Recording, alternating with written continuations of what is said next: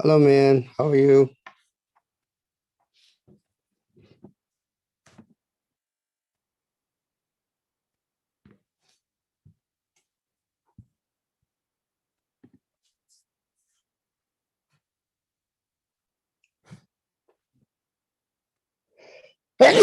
Sorry.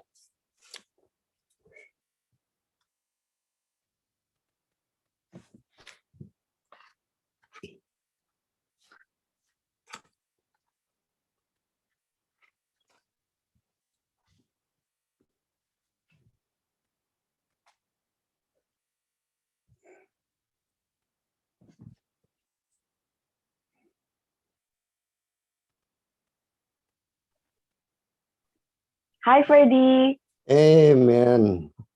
Good to see you. You're Hello, looking good hello. and Yes. I said I better be fresh now, right? fresh. You look 10 years younger. Thank you. Hey, Ara, how are you? Hello. Yes, I'm good. You good? Hi, Great. Ara. Hello. Excuse me for a minute.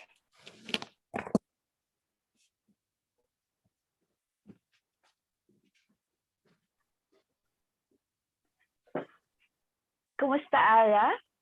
The other ladies are coming? Yeah. Ano sila? Nag-join. I-check ko din si Weng. Si Joey.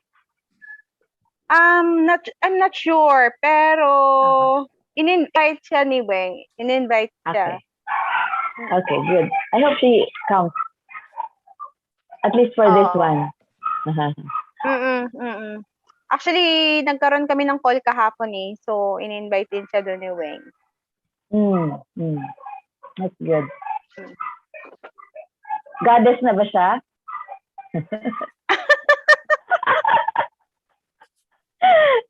I heard about the Hindi pa niya goddess thing. na-embrace? She hasn't. Ito She nagpapaka-goddess. She hasn't realized. Oh, we are now live on YouTube. Okay. Our live. OMG. As early as now. So I'm gonna mute first the social thing.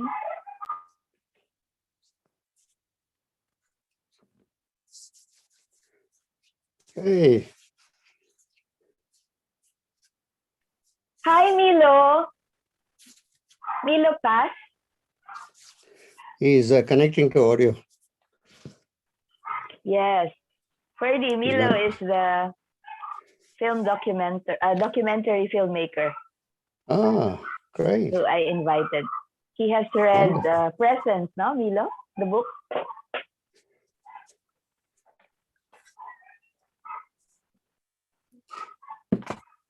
Your sound is muted, Milo. You're on mute, Milo. Yeah, it's okay. There. Welcome. Hello. Thank It's you. good to have you.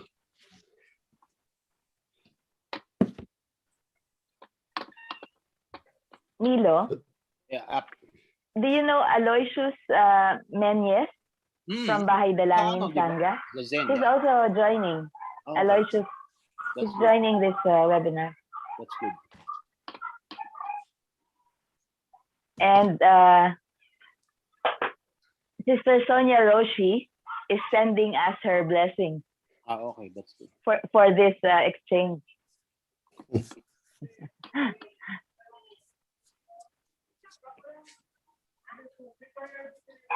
Naka-live na tayo sa YouTube, Milo. Talaga? Naka-live.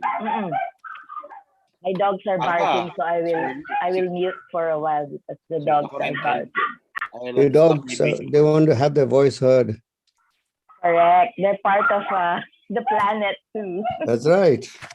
What about us? What about us?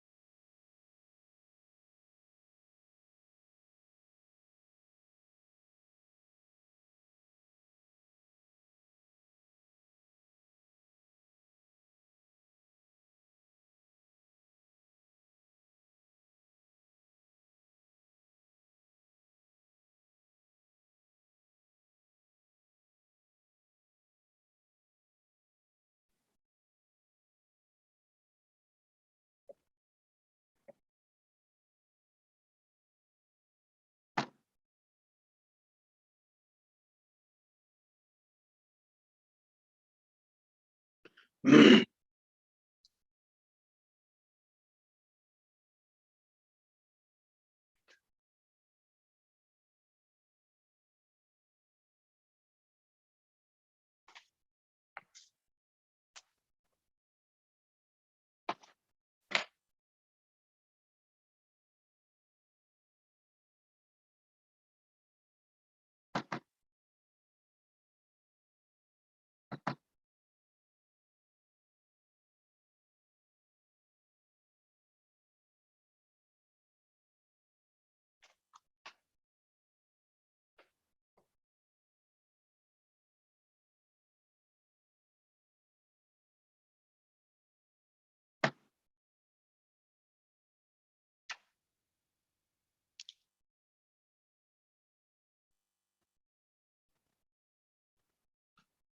afternoon, Ferdy.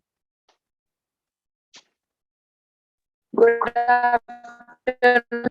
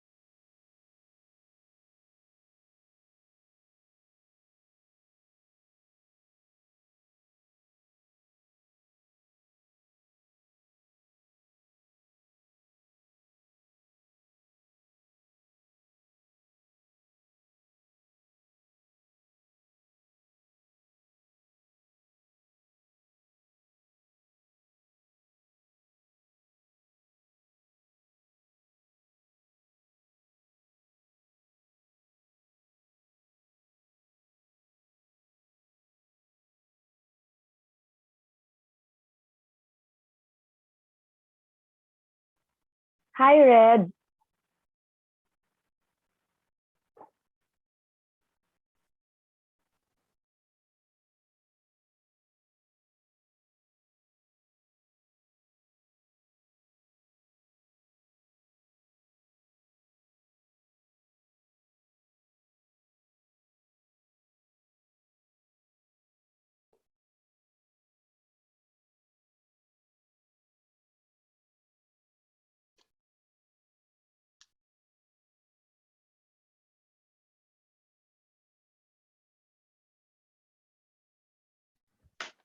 Buddy, what do you see on the screen?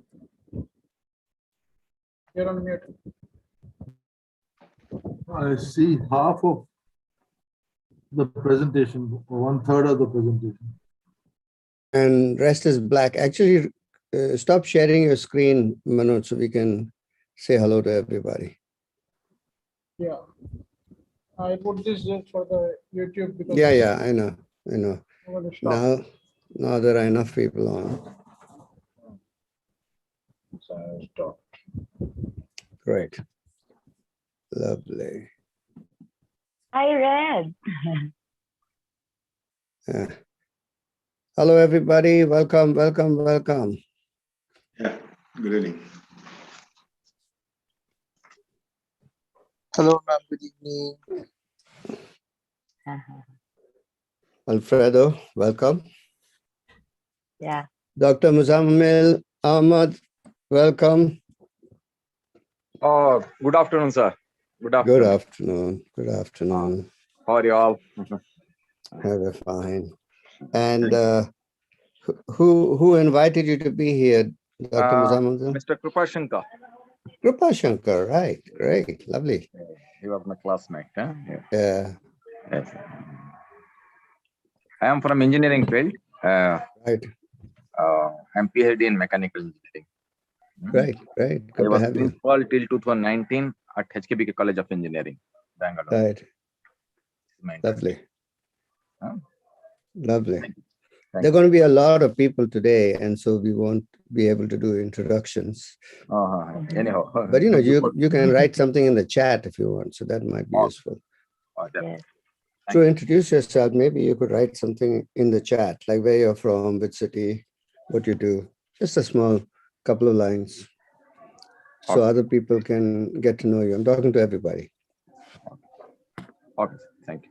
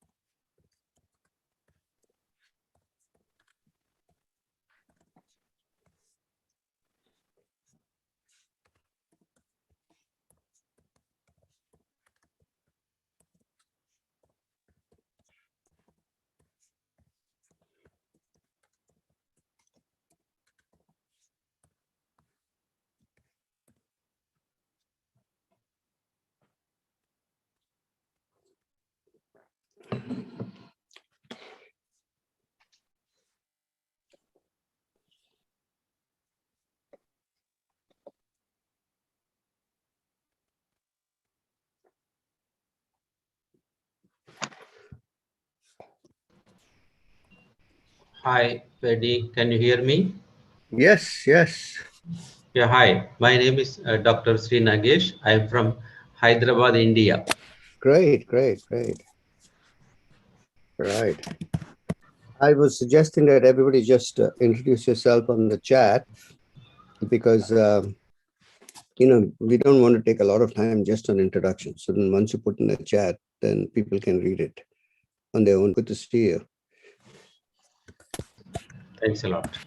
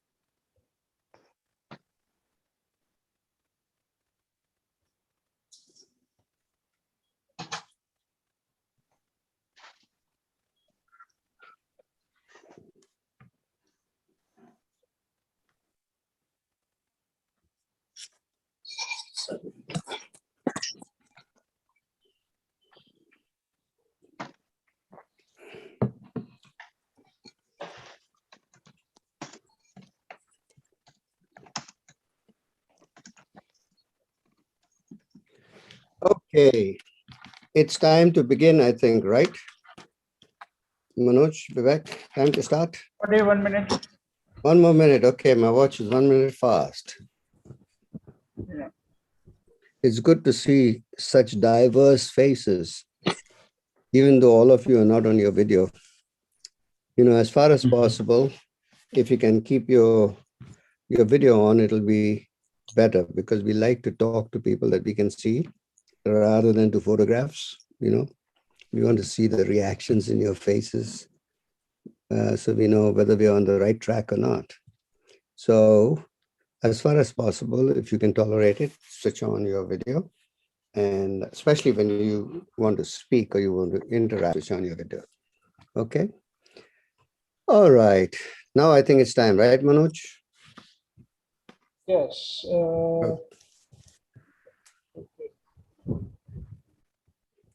You were going to say something?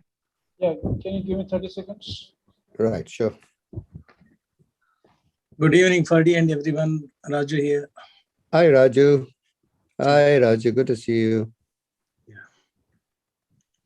Okay, so Ferdy, you will do the announcements in terms of Yes. the YouTube and this thing. Yeah, please. Why don't you do that? Okay, great. So, 1 second. Okay, good evening and welcome. We have a lot of special guests here. So some of you are people who have already participated in some workshops with us. Thank you very much for joining in. So if you are somebody who has participated in the workshop with us earlier, you can just write in the chat, yes, or something, right? And then as Ferdy requested, when you introduce yourself, we would also like you to mention the city and the country. Right? I know we have some people here from Germany, a couple of friends from Germany. We have a lot of friends from Philippines, a lot of friends from India, and if you're from Calorex, you should mention that in the chat. We are expecting a big group of people participating here from Calorex Education. So if you are here from that group, welcome. What we're going to do is see in this kind of workshops, there are two kind of audience. One is who wants to interact actively with the faculty. And then there is other audience who wants to listen and reflect on the conversations. So we're going to put in the YouTube link in the chat right now. And if you are somebody who wants to just listen and interact, listen and reflect, but not interact actively with the faculty, we would recommend that you use the YouTube link, YouTube live link instead of the Zoom link. So that people who want to interact with the faculty actively, they can be on the Zoom link, right? So whatever suits for you. If you want to be actively involved with your videos on, you should be in the Zoom. If you want to put your videos off, then it's better that you use the YouTube link and interact through that. Even through YouTube link, when you interact, you will have opportunity to ask questions, which we will be forwarding to Ferdy, who is the lead faculty today. And so you will get to participate, but you don't have the pressure to put your videos on and actively engage, right? So we're going to start. This is a 2-hour session. We won't be having any breaks. So if you need to take any breaks, you can just do that without informing us. And without taking much time, over to you, Ferdy. All right, great, terrific. Welcome. Let me add my welcome to Manoj's. And so first of all, I am so very pleased that there are so many of you from so many different walks of life and there's a real diversity here, which I appreciate because the subject matter we are dealing with requires diversity. It requires a lot of people engaging in the conversation. So I don't understand. Why is this thing not showing? Have you put the view as What happened, Ferdy? I'm not getting a full screen view of myself speaking. I would not be controlling that. Oh, I don't know. Anyway. You have to click on speaker. On speaker. Speaker view, yes. Yeah, but it's still not coming. I think there's something gone wrong with my thing. Okay. Okay. Anyway, let me just do the normal view, gallery view, and I'll talk through that, right? So we've got 76 people right now on the Zoom, and then there will be people on YouTube as well.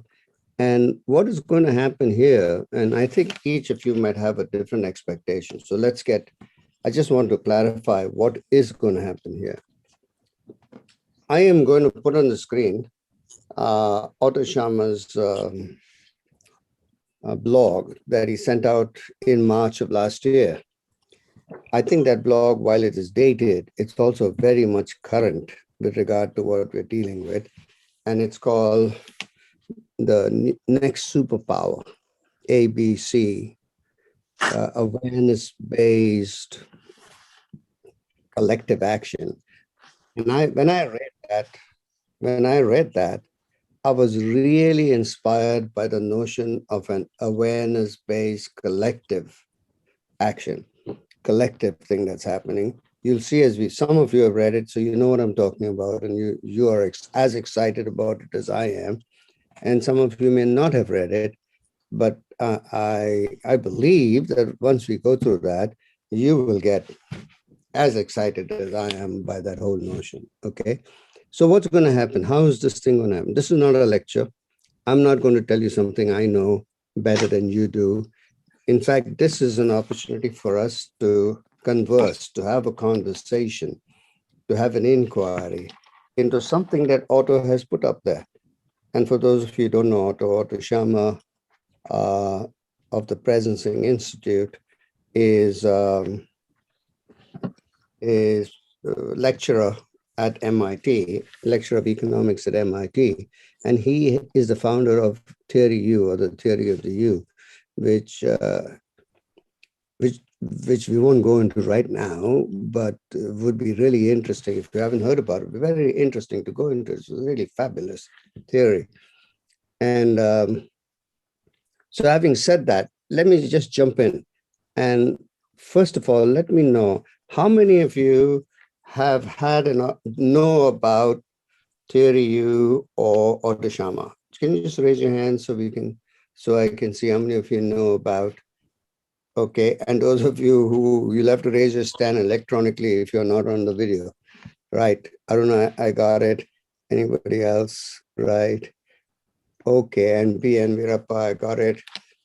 Okay, right, Milapa. So, and those of you who are hearing about this for the first time, can you raise your hand or do a thumbs up or something so we can see how many of you, Kushal, and who else, hearing it for the first time? Yes, Om, and okay. Okay, oh, very good. So we got both subjects. So you don't really need to know about Otto Sharma. You don't need to know about his work. But I think as we go through this, you might want to get to know him better, like I did when I got introduced to his work, okay? So first of all, let me just start. How are we going to do it? I'm going to have on the screen. So can you have this on the screen, Manoj, the blog? Or should I put the blog from my computer on the screen? Whichever works for you. Yes. So can I share my screen then? Yes. Yeah. Okay. Okay. News. I'll put mine and let's see. Let me know if you have any challenge. Okay. Yeah, I will. Okay. Here we are. Okay. Great. So can you see the blog, everybody? Yeah. Yes. Yeah. Okay. Good. So then let me just look at it.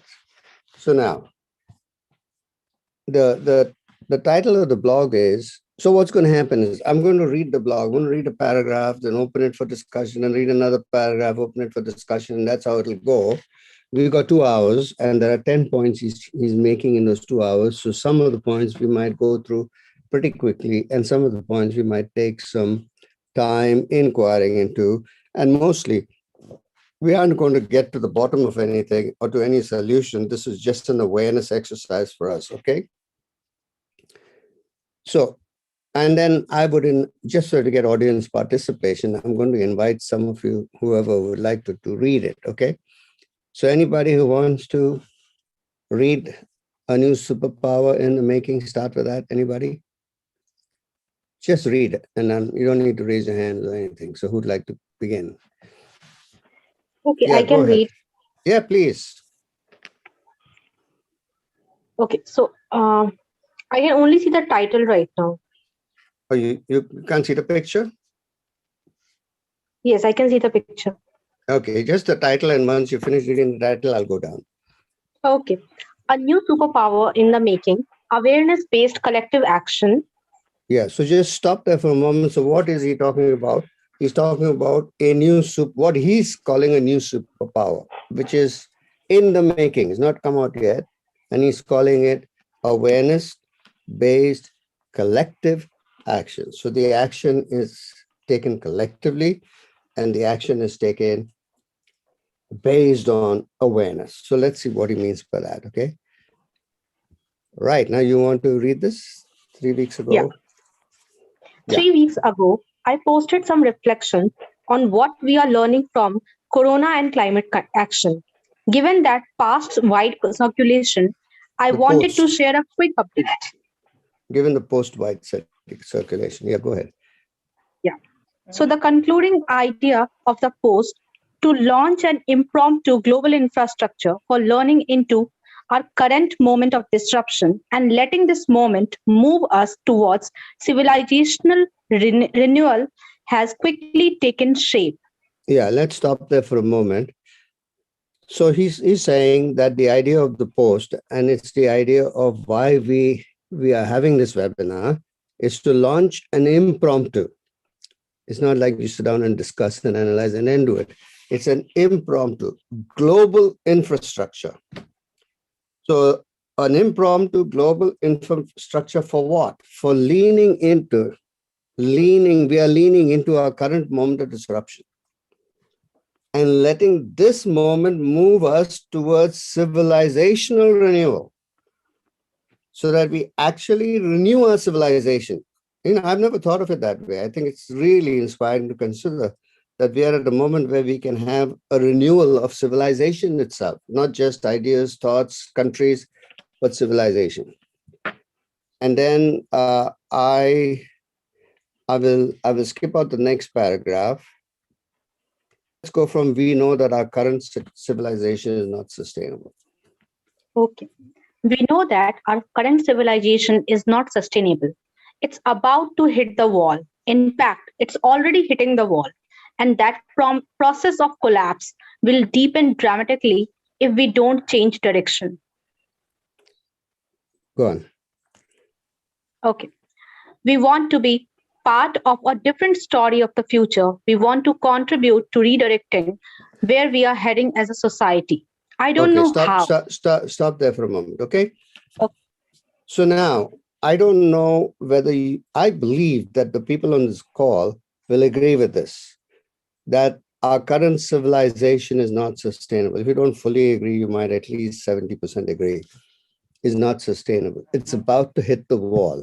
In fact, it is already hitting the wall, and that process is just going to deepen dramatically if you don't change direction.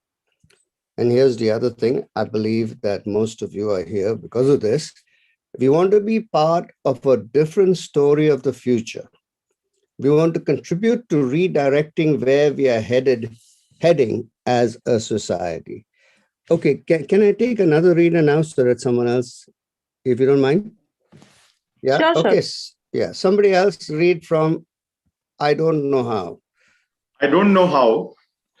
Whether you talk to CEOs and executives in small or big companies, grassroots movement makers, government officials privately, or the heads of departments in large international institutions, everyone knows what we are doing now is not sustainable.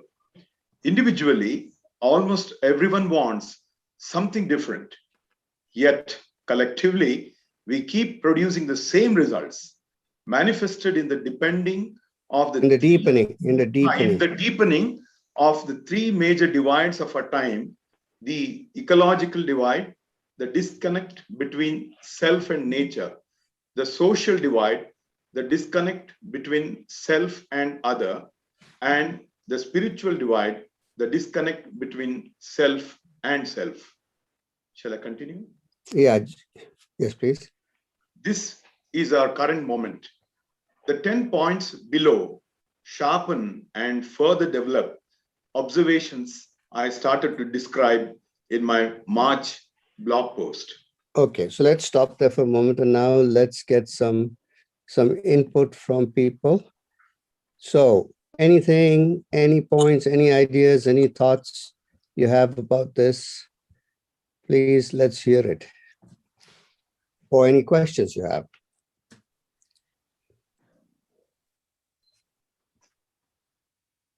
Or you don't agree with something. I'm just going to stop the sharing for a bit so I can see everybody else, okay? Yeah. This is the time to participate. This whole thing will be a participative event. So if you don't say anything, it'll just be a lecture, okay? From Berlin. Sorry? I just wanted to remark that this is where the little seasoning of 2020 in comparison with today is, for me, becomes visible, because I have a feeling that, not least because of the pandemic situation, and also as this result of a standstill for almost everyone in the world, we see those things that Otto said, those divides much clearer. And I think there's almost not a common understanding yet, but certainly all in different parts understand that there's no one nation, no one superpower, no one region in the world that can solve the problem on their own. So I would say, compared to 2020, where Otto wrote this, I agree, all these divides still exist, but I think there's awareness is much more heightened at this point in time that there must be a collective action. So in a way, I love this article from 2020. I have a feeling that there's even a more positive power now, that people become much more aware that that is a collective action. So this is my feeling. Very true, Bo. Very, very true. Maybe from my perspective, I see two things here. You know, Rajiv, you think you can turn your video on? Okay. Do it. Yeah. Yes. So from my perspective, I see probably two things here, that, you know, at the individual level, there is a greater appreciation of the changes, what we are witnessing, right, is there. But somehow either there is a lack of convergence on those individual actions, you know, that which is not producing the desired results. So probably the call is for a collective action, right, and the scope of change what we are expecting, right, the level of change what we want to bring in. Maybe that the individual level, it may not yield the same results unless until we, you know, marshal all the energies and converge them into a bigger cause and take action. Very good. Thank you. Thank you, Rajiv. Somebody else? Yeah, one of the things that I like that we are, I love this conversation, but what I see that happens is an event will happen. There's this momentary swell of awareness, right? Might last a year, might last 6 months, might last, and then it's like back to business as usual. And that it's going to take a real concentration of us getting together like this to continue to move the awareness collectively forward. And that if we take our focus away from it for just an instant, it's so fleeting, so that this opportunity is an opportunity for us, but that we have to seize it and hold on to it and move with it. It's the way it feels to me. Yeah. That's very good. Great, Joe. Somebody else, Sneha, you can just speak. You don't need to raise your hand. Okay. So it's just Thank you. answering. Yes. Sneha, go so ahead. actually, this is a pandemic situation, and where it's a common thing happening to all the people at the simultaneously, and facing the same concerns and issues. So Yes. the collective awareness needs to be given to each and everyone. Unless and until there is no collective awareness around us, if one or two are handling that situation appropriately and the others are not, that gives a complete impact on the other two persons who are taking those actions. So that's the reason a collective action needs to be taken, collective based actions. Great, Sneha. And remember, what people are saying is their opinion. There's no right or wrong. It's great to hear the different perspectives. Okay. Thank you. Thank you. Is there anybody else? Yeah, I just wanted to. Yes, Hemali. Can I just quickly answer to Joe, because I would say I fully agree what Joe said. It is this split moment that we have for action, but I think one of the biggest learning is that we don't need to then wait until there is this classical, and most of us are from the business world, this top-down big plan, but that it makes sense to act instantly, even if you are aware that you're probably doing something very small, but that small is good. It's the acting instantly and doing something. At least that's for me a big learning and a big difference. So that's my hope also, Joe, that I'm sure people will come back to normal, and they want to bring back to normal and normal business. But my positive hope is really that there is a new normal, at least. And some of us will have this instant. I mean, I'm a very spontaneous I always was on the spot doing things, and I was really the odd one out in organized Germany. Believe me. So you had to have a plan, and then you had to have a second plan, and you then did the things. That's the German way of doing things. And I feel almost like I can be much more spontaneous. I can do things in an instant, and I find a community that's willing to do the same thing, and it's not the norm anymore. So that's maybe a German perspective. That's very good, both. It's a very rich point. Actually, if you hang on to when we come to point number 4, when he talks about awareness-based, it'll get richer, okay? And very good, thank you. Just to answer Bo really quickly, I 100% I'm with you. And I read the headline. I don't know anything. I didn't know anything about this. I was on LinkedIn. I read the headline and I'm like, it's 6. I had a friend that had an issue yesterday. I went to sleep at 3 o'clock in the morning. It's 6:30 in the morning in the US. And I was like, I woke up and I'm like, and my eyes open. I was like, I just have to be there. I was like, I'm sorry, it doesn't matter. I have to be there. Fantastic, Joe. Fantastic. I Thank agree you with so you. much. Thank you so much. Okay, and we got to go to Hemali now, who was about to speak, right, Hemali? Yeah, so see, everyone reads awareness in their own way.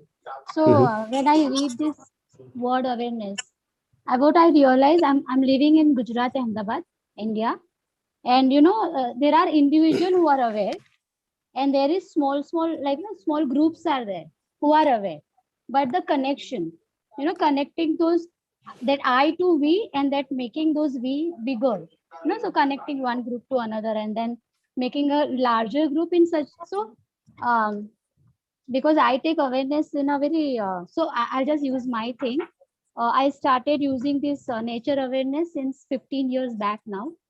A lot of students, I was a teacher, a lot of students now have grown up and they're trying their best to adhere to whatever they have taken, but it just stops there. I mean, either I'm not saying they don't have enough courage or enough motivation. They do have it, but then something stops because maybe it's not reasonable sometime or whatever. Oh, it's difficult. The environment is difficult. It's hard. So I think that it's I've gone to many talks on many different awarenesses. The only one thing, maybe I'm very hopeful that we may find out something, or I may just find out something that how to connect and how to make the ball go on and on. Good point. Good point. Thank you. All right. Now, in the interest of time, because I've got only 2 hours and I got 10 points to cover, and we haven't even covered the first point. Okay. So let's let me share the screen again. And right. But they're very good points. So then, so the point number 1 says, everything we knew wasn't sustainable. Everything that we knew is collapsing now. And he talks about his colleague who summarizes what she sees going on. Like it's an almost universal observation applicable to so many systems and sectors. And then he talks about the blue skies over Beijing. This was in March of last year. The blue skies as well as across other hotbeds of industrial production. And I like this. He says, it's almost as if Mother Nature has sent us to our rooms to think about what we are doing to her, to each other, and to ourselves. We've been given a timeout as a species. What key learnings can we take from this collective moment, right? This moment of pause, this moment of lockdown, this moment of not being able to frantically go around and do things. What learnings can we take from this moment? So point number 2, which he makes is, as systems collapse, people rise. As systems collapse, people rise. People rise to the occasion in an absolutely remarkable manner. Hundreds of thousands, maybe millions of volunteers have shown up in their own countries and communities to help their neighbors and to support the selfless work of frontline healthcare professionals who often, without access to healthcare insurance for themselves, are putting their own lives on the line for the flood of COVID-19 patients needing care. Everyone does what they can, from the opera singer in Milan singing from his window to the retired healthcare professionals returning to work in Madrid, New York City, and other places. The resilience of the human spirit, the activation of immense, profound love and altruistic action, the deep connections humans feel to each other in such a moment of crisis are moving and awe-inspiring. I'm going to go to the next point as well, where he talks about connection. We are one system. COVID-19 has become one of the most effective and impactful teachers of our time. It's providing an advanced lesson on systems thinking with the planet's 7.8 billion people as students. Yes, some of us have already learned these lessons intellectually, but now our bodies have to. We are acutely aware of our global interconnectedness. We are many and we are one. We breathe the same air, we drink the same water, we walk the same earth, we enact the same global web of social, economic, and cultural connections. You thought it didn't matter to us what happens on the other side of the globe. You thought it didn't matter to you if vulnerable people in your community didn't have health insurance that would cover a COVID-19 test. Well, now we know better. Now we know that ignoring our fundamental condition of interconnectedness leads us to design institutions that utterly fail in moments like this. In other words, it's time to rip off the veil of unreality, as Peter Lipman suggested the other day. Okay, so from these 2 points, as systems are collapsing, right? And as systems collapse, people rise. And the whole idea that we're all one system. What are your thoughts on that? Can I speak? Yes, anybody can speak. Thank you, Mayan, my friend who invited me to this discussion. I'm Melba Marginson and I come from Australia. In Australia, COVID-19 was actually able to reveal, the defects of the system. And I'm pretty sure all over the world that happened. Yes. Especially in the aged care system of the country. Whilst we marvel at the heroism of our healthcare workers, we realized that the governments, because we have 3 levels of government, we have the local, the state, and the federal, they have their own share, they share the systems. And we realize that if one part of the system, and in our case, the federal system, doesn't do its job well, okay, the rest is affected.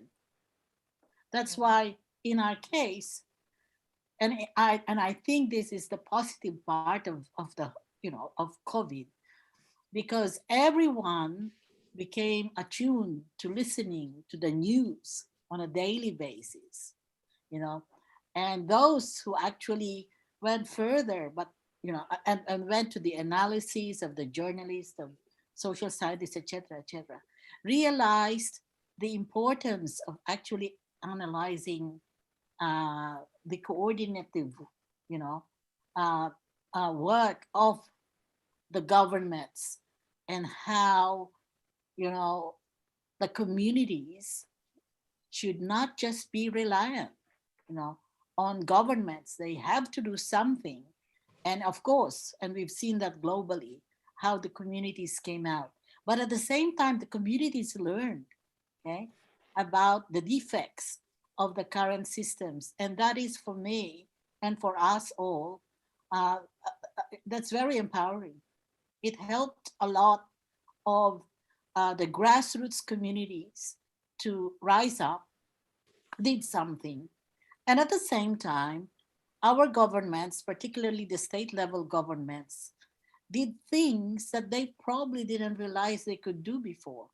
You know, like we have, and I'm pretty sure in India and other parts of the world, for example, in Victoria, where I live, you know, we have this multicultural task force, you know, that really looked at migrants and refugees and how the COVID, you know, affect them, and how they have also become amazing contributors in delivering services, you know, to the people. So there are both positives and negatives, but for me, being an organizer, you know, at the grassroots level, I find that it's very, very positive in terms of empowering Very good. ordinary people. Very good. Yeah, great. It's highlighting the opportunities, is it not? Great. Yes. Very good. Yes, absolutely. All right. So somebody else, I'll just put the thing up on the screen again so that we can see what we're talking about. You don't have to put it up again. Actually, one of the things that I noticed as Maybell was speaking. Thank you so much for that. Okay, but one of the things. Can you guys hear me? Yeah, we can. Yes, Bill. Yeah. Okay. Good. So one of the things that I noticed for myself is that we keep and I this is for me, like one of the things that I became aware of as you spoke, Maybell, is that we talk about government or companies as if they exist, like if there's a government or there's a company.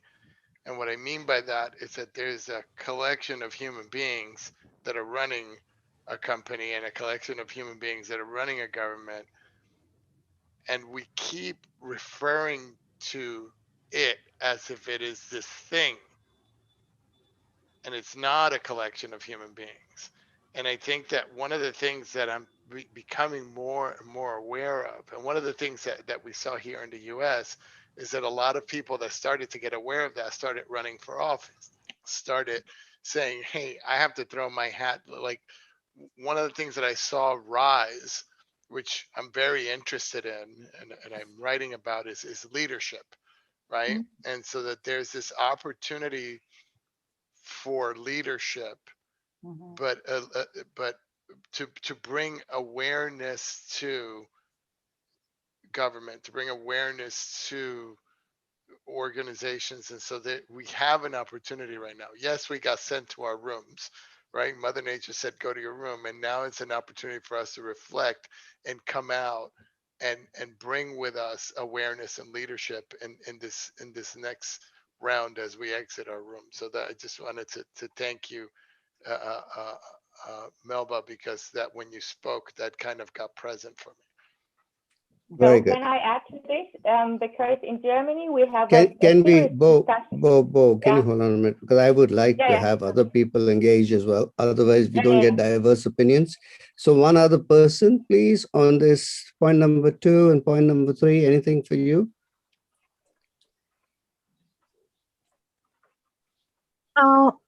May I? Yes. Yeah, please. So, in India, what I've been seeing from like sometime, especially when I saw people in my family got COVID positive. So now people are less connecting with the system, more connecting with the people. So they are literally reaching out to other people for help. They are not even waiting for the system to come and support. They are like, okay, system has a lot of people. Maybe my neighbor can help me more with this. Yes, very good. And especially in terms of connection. So when my mother was COVID positive, after she got recovered and all, other people from our society started calling her to, get the comfort. Okay, did you also feel that way? It felt like my mother has become a COVID guru or something. She was literally helping everyone out, like coming out of the fear. And then I felt, okay, one cause can bring all of us together in one single umbrella. That's very good. Very good. Let me have one more, please. And before I move on to the next point.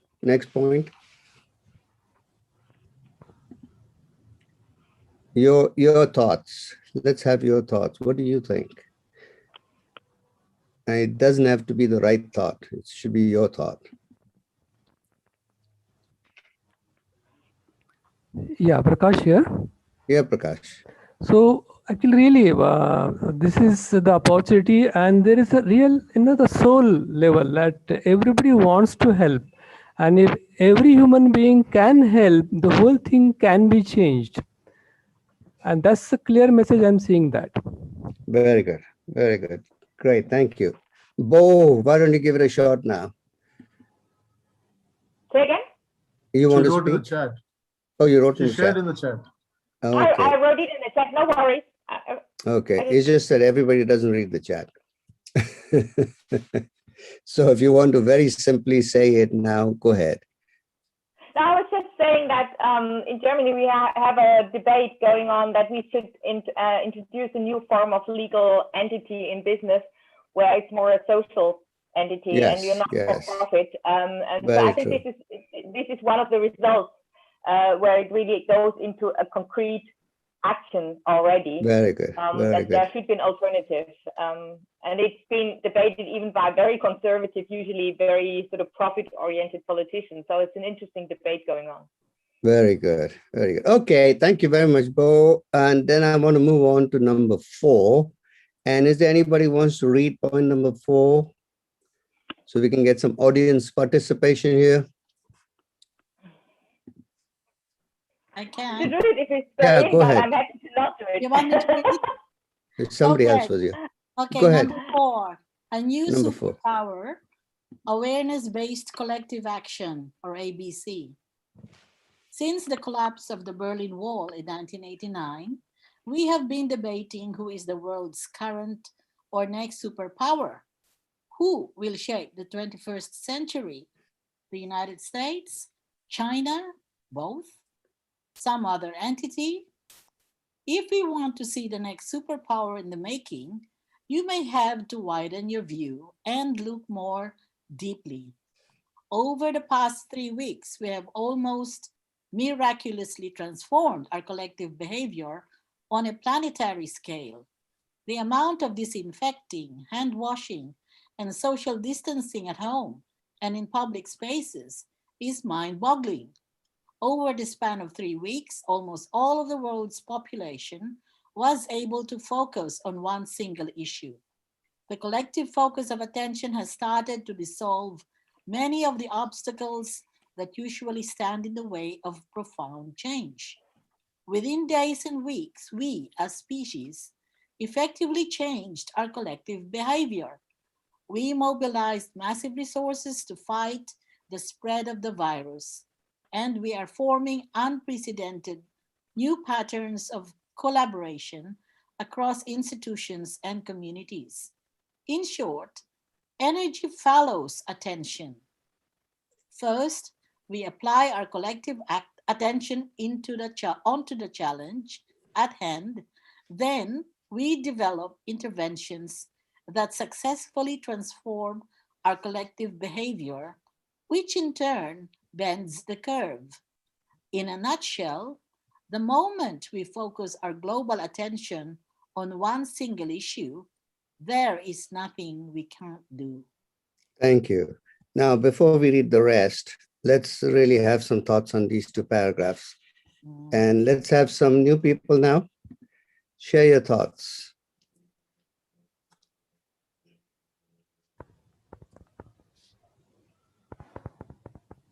So who's the next superpower, right? And what's he saying?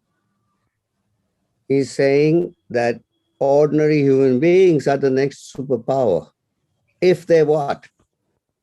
Let's think about it. If they what? Over the past 3 weeks, we have almost miraculously transformed our collective behavior on a planetary scale. The amount of disinfecting, hand washing, and social distancing at home and in public spaces is mind-boggling. Over the span of 3, and he's talking, this was last year, he wrote this article, almost all the world's population was able to focus on one single issue. That collective focus of attention, has started to dissolve many of the obstacles that usually stand in the way of profound change. Within days and weeks, we as a species effectively changed our collective behavior. We mobilized massive resources to fight the spread of the virus, and we are forming unprecedented new patterns of collaboration across institutions and communities. In short, energy follows attention. First, we apply our collective attention onto the challenge at hand. Then we develop interventions that successfully transform our collective behavior, which in turn bends the curve. In a nutshell, the moment we focus our global attention on a single issue, there is nothing we can't do. So anybody, anything to say about that? Freddie, this is Yeah. Kalindi. Yes, Kalindi. The first thought that comes to my mind is this was possible because there was an issue of survival to the species. Right.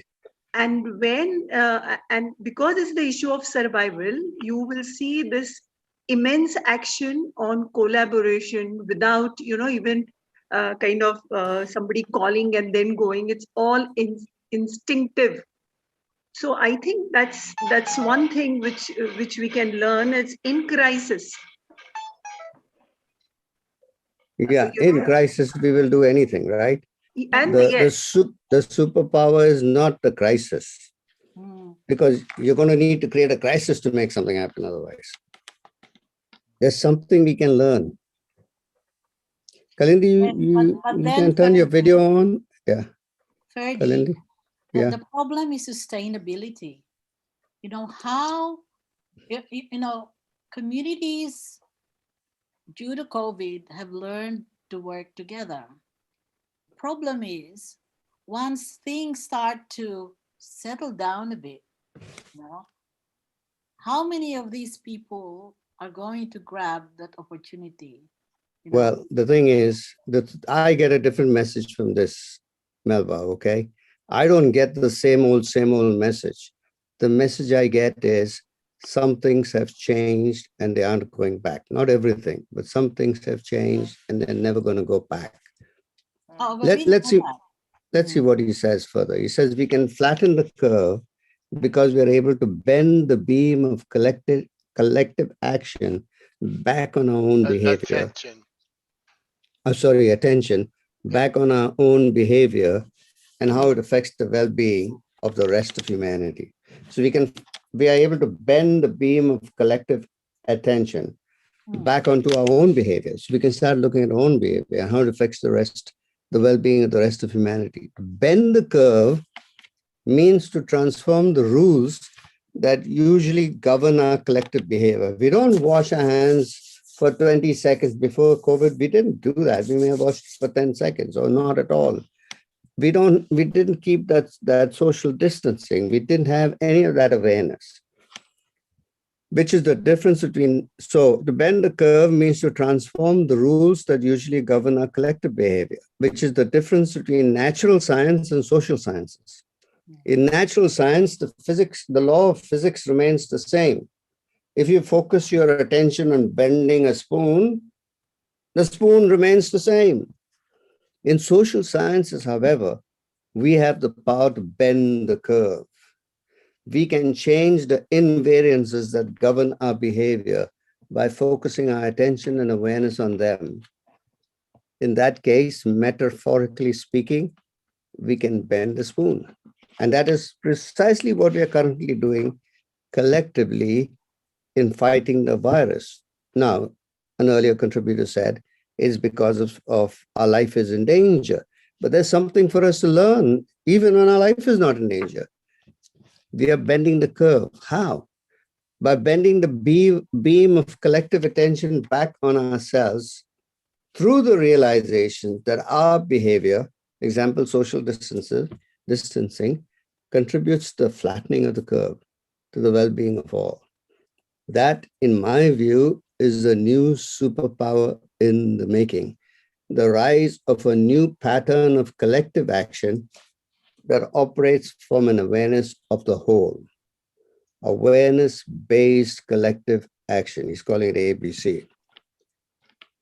So it's a pattern, and as the Kalindi, I think, said earlier, it's a pattern of action that is familiar to most of us. For example, when we face disruptive challenges in our families or communities, what do? We come together, we hold each other, we jointly pay attention to what is happening. And then once we see together, everyone simply does what needs to be done. A funeral is a good example. Somebody died, everybody gathered together. Everybody doesn't sit down and have a general meeting to decide who should fix the coffin, who should fix the plot, who should do all that. People just go off and do whatever they're doing, but their actions are being shaped by what they saw, the collective view. We jointly pay attention to what is happening. And then once we see together, everyone simply does what needs to be done, often without central coordination, without formal governance, spontaneously, coordinated by seeing together, by a shared awareness of the whole. And that's the magic. We often see this kind of response in local communities. We see it less often on a national level and scale, and we rarely ever see it on a global level, but occasionally we do, such as in the case of the Paris Climate Accord. The spoon starts to bend when we shift our mode of action from one way of operating to another, from ecosystem to ecosystem, from, for those of you who don't understand the term, from me to we, from ecosystem to ecosystem awareness. Okay, so now let's hear what you have to say, guys. I found this the most inspiring part of his old blog.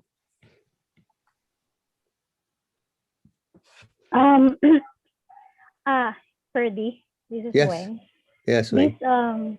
This part of the, what resonates to me from this part of the talk is just really, I feel like I need to step back and be reminded of what's important to my life, and realizing that my action impacts other people around me. That if I don't do the necessary, social distancing, everything, it will impact people close to me because my mom is vulnerable.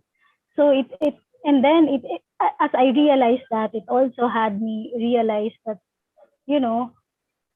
I am part of the whole. Like whatever is happening, like, I cry for a friend who passed away and I haven't even talked to him for a year ago. It's just there's this sense of connection. There's this sense of I can grieve for other people impacted by the pandemic. And as a contribution, I just do what I need to do and help if I can help in whatever capacity I can. So yeah, that's what I got from here. Great, Weng, thank you. Somebody else? I have a little contrary view on this, right? It is there. Yeah, and Rajiv, put your video on, Rajiv. So it's good to be able to interact, seeing somebody. I conceptually agree with what is being said, and probably the You've gone off video again. Sorry. Yeah. Conceptually, I agree with that, probably from the awareness perspective, till we have the awareness, right, and that mobilizes us and propels us to have a collective action. But, probably this pandemic also looks like an outlier to some extent, right? Awareness leads to collective action only if there is a common cause or a common interest or a common, or if the impact is uniform and severe to everybody who's being made aware of that thing, right? If the Or impact, a common view. Common view, right? Or a common view, right? Yeah.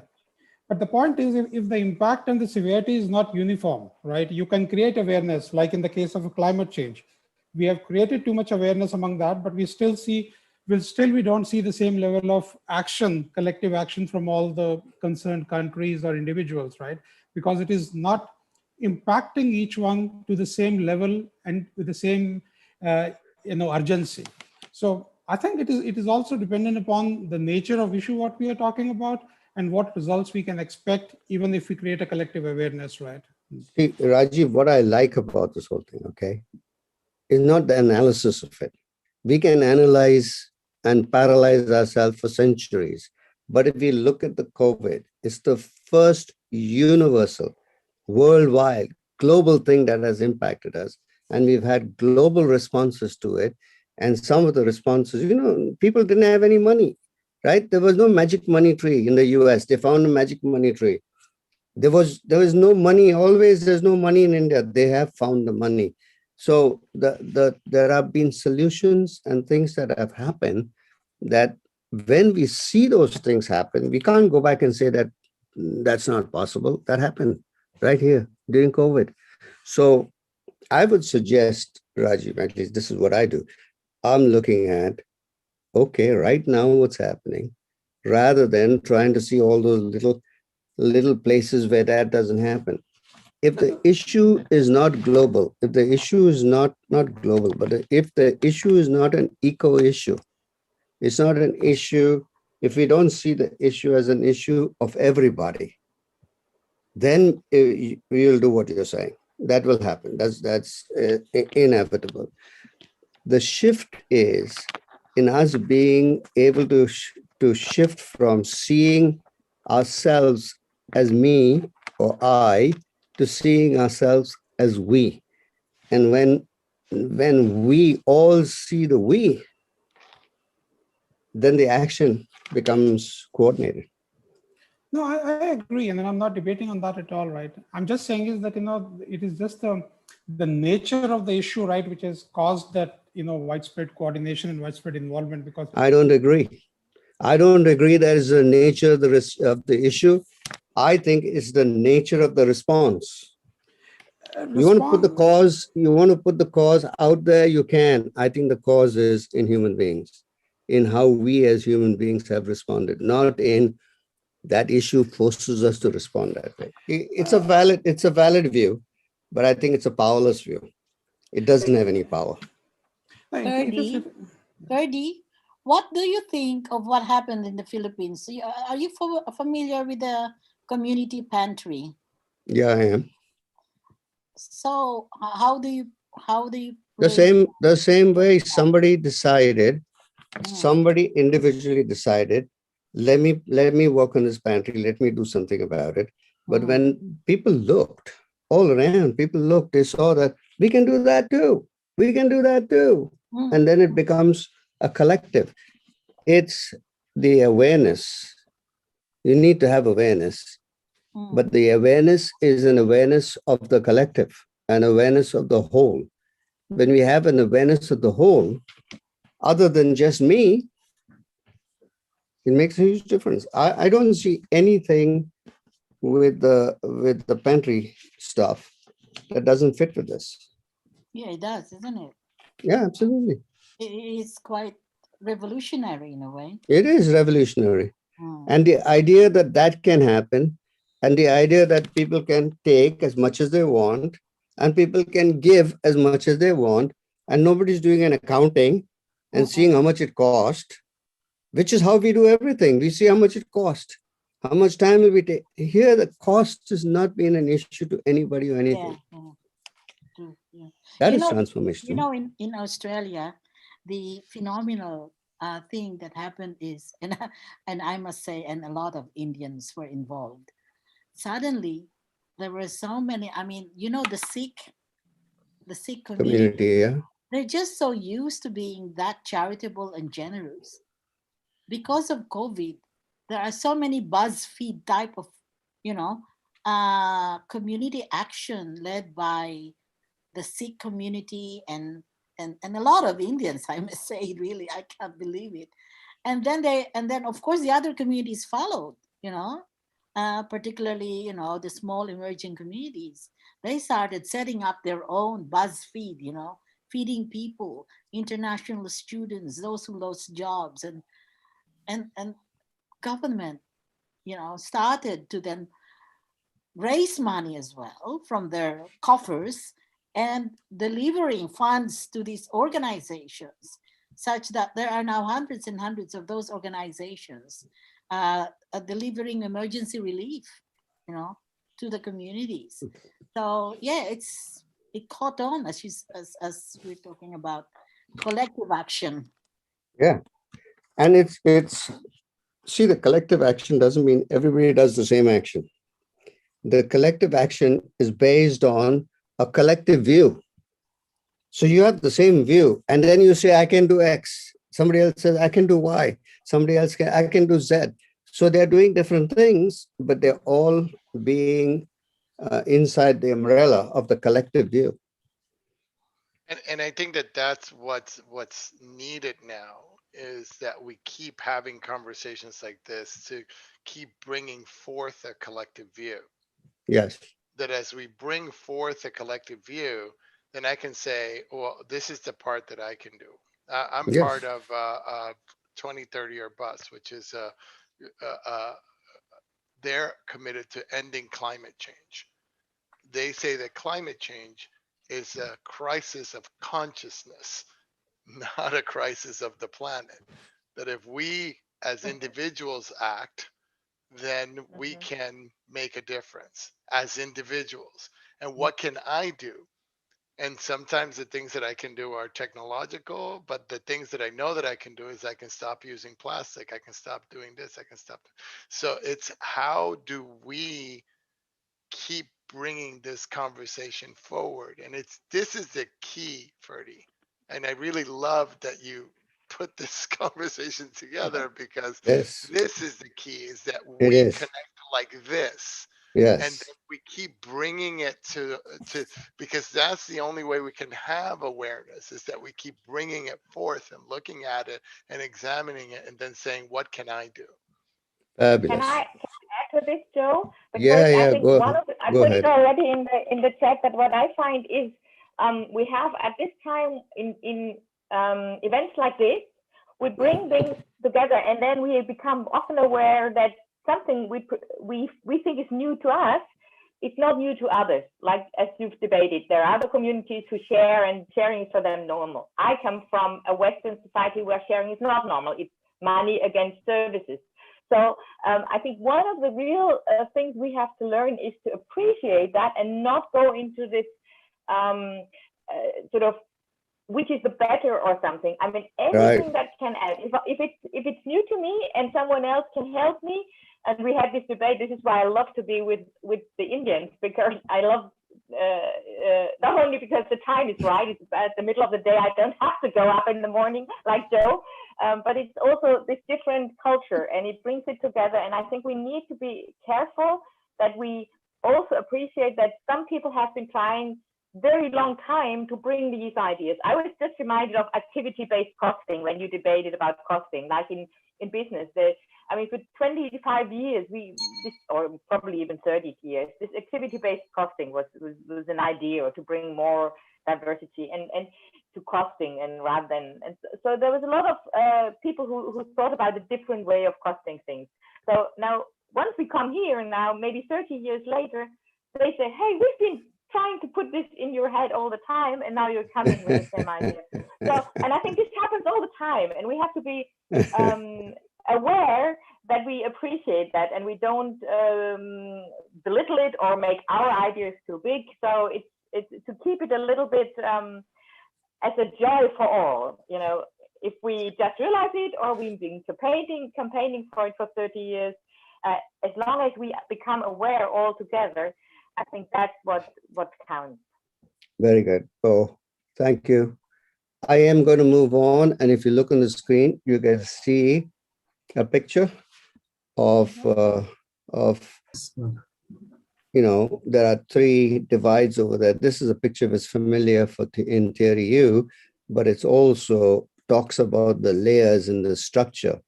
So I'll just read what it says below. Figure 1 summarizes these ideas from a systems thinking point of view.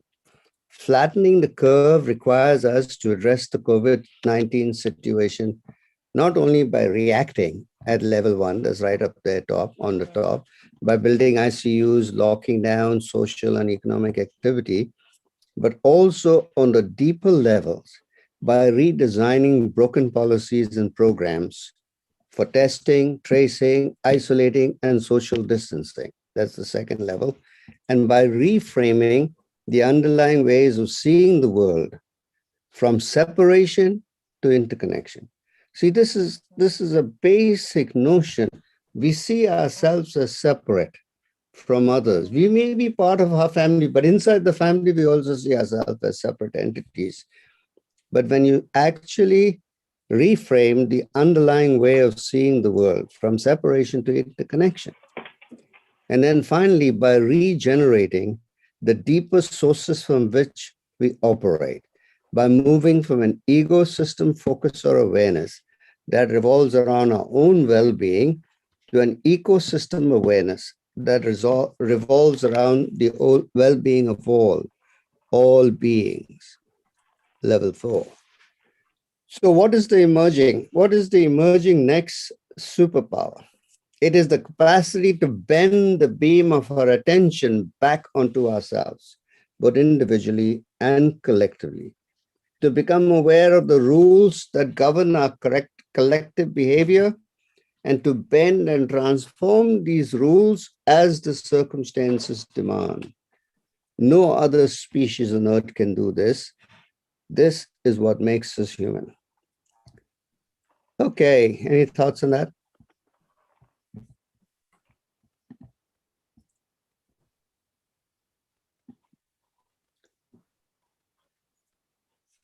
We'd love to hear from you. You don't have to say anything for the sake of saying it, but we really would love to hear from you. Ferdy, can you put back the text in the center? It actually moved to the left. The text in the center. Yeah, it's not in the center. Oh. It's fine with me. It's okay. It's fine with This one, right? This text? Yeah. Oh, there it is. Yeah, got it. Yeah. Yeah, who was that was speaking just now? Melba. Melba, okay. All right, now let's have some other champions, not just a few people speaking. Let's have one more person who voices something. May I speak? You definitely may. I'm Aloysius from Manila. Yeah, the Aloysius. experience of COVID-19 made us or gave us the opportunity to introspect, to think deeply about who we are, what we are, our purpose for living. And in that way, we became more sensitive of not just our role, but also our relationship with others. As in my case, as I do Zen meditation, and I did go through COVID-19 positive with a mild, non-symptomatic case. Therefore, I just had isolation. I just had home quarantine. It gave me the assurance, although not quite, that I have an immunity built in. So it seems that it's good to get infected mildly, then you get immune. And you also can share your plasma. But I also, of course, must take the vaccine, and I did.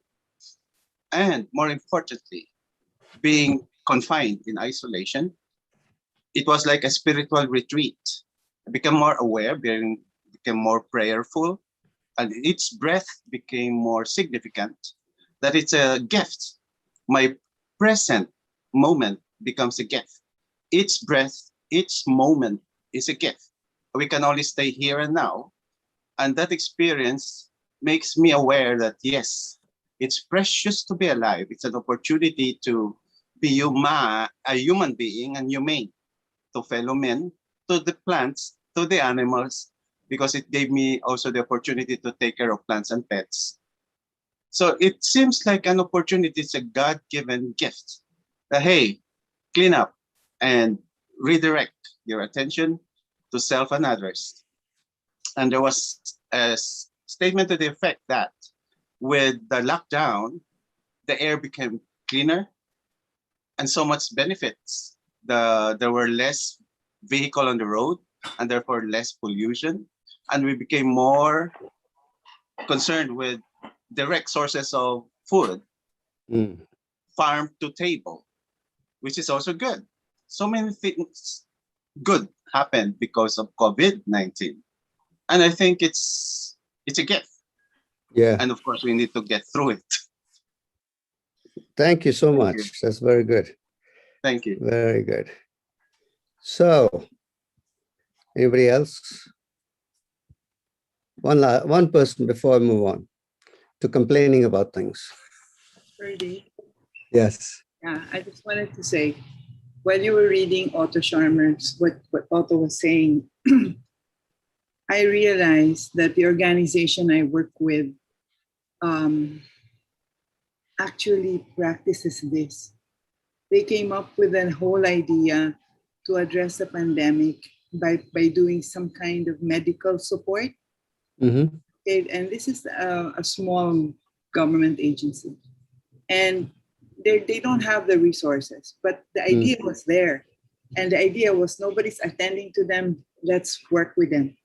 What was so interesting for me was to see that they saw the idea, they didn't realize what it would take, and they felt that they had literally jumped over the cliff when they went to implement the idea. And as they jumped, that's the only time that they really had a chance to plan.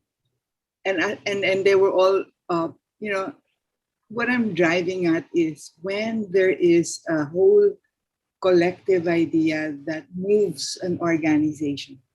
Yes. Okay, that's where I'm coming from. It's amazing.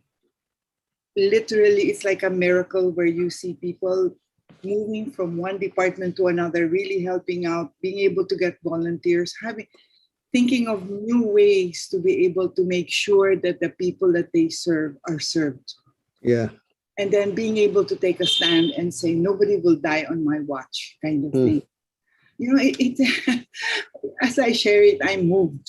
Moving, yeah. I work with them, it's really very moving. And Very many good. of this is done from the home. It's not, you have a skeletal force, but you also have a workforce working from home. And people don't know each other, but they come and help. It's, I guess for me, what I'd like to, I think that's what's running through my head is, how do we bring this collective, this awareness of collective-based action? I'm looking at the action because I feel that's what we're missing in many respects. We talk, but we don't take action. But when you see action, acting instantly, even if you make a mistake, you can correct it. Yeah. Because you're clear about where you want to go and why you're doing it, and you're not doing it Fantastic. for yourself. So Fantastic. I just wanted to share that it is happening, but I wish we could bring it to a higher level. You know what I mean? To more people, when I say to expand it, is what I'm saying. You know, what I want to say here is, Denj, that I really think this is a civilizational transformation moment. This is a moment for the civilization, the human civilization to transform. And it will transform. I can smell it in the air. You know, when Otto talks about emerging future, this is the emerging future. And yeah, we can go in the past and say it happened in the past and we went back to the same old. Maybe we won't. Maybe we won't. And because I can actually sense that there is something happening that will be permanent and that will keep expanding. Anyway, sorry guys. Thank you, Dench, very much. I am, somebody wanted to say something? Yeah, Freddy, Yeah, please. can I say something? Freddy, Yes, this is please. Kalindi. Yes. Kalindi, go ahead. Yes, I two thoughts emerged in my mind. Kalindi, you think you can turn your video on? Okay, I can do that. Thank you. That's great. Yes. So two things That Kalindi? come to my mind. One is that ecocentric collective action can kill egocentric initiatives. That's something which got into my head. Is that positive or negative according to you? Positive. Okay, very good. Because you used the word kill, so I got worried. Egocentric negative can be killed with ecocentric collective. Absolutely. And the second thought comes to my mind is, if this would not have happened, meaning thereby, if collective action to fight COVID, collective awareness to fight COVID would not have happened, what else was the possibility? Yeah, one clear thing is that extinction. Maybe faster than the climate extension guys were thinking. But anyway, let's not go there, Kalindi. Good thought. Thank you very much. Okay. Yeah, Yes, so we really, it's about continuing to keep our awareness on this conversation.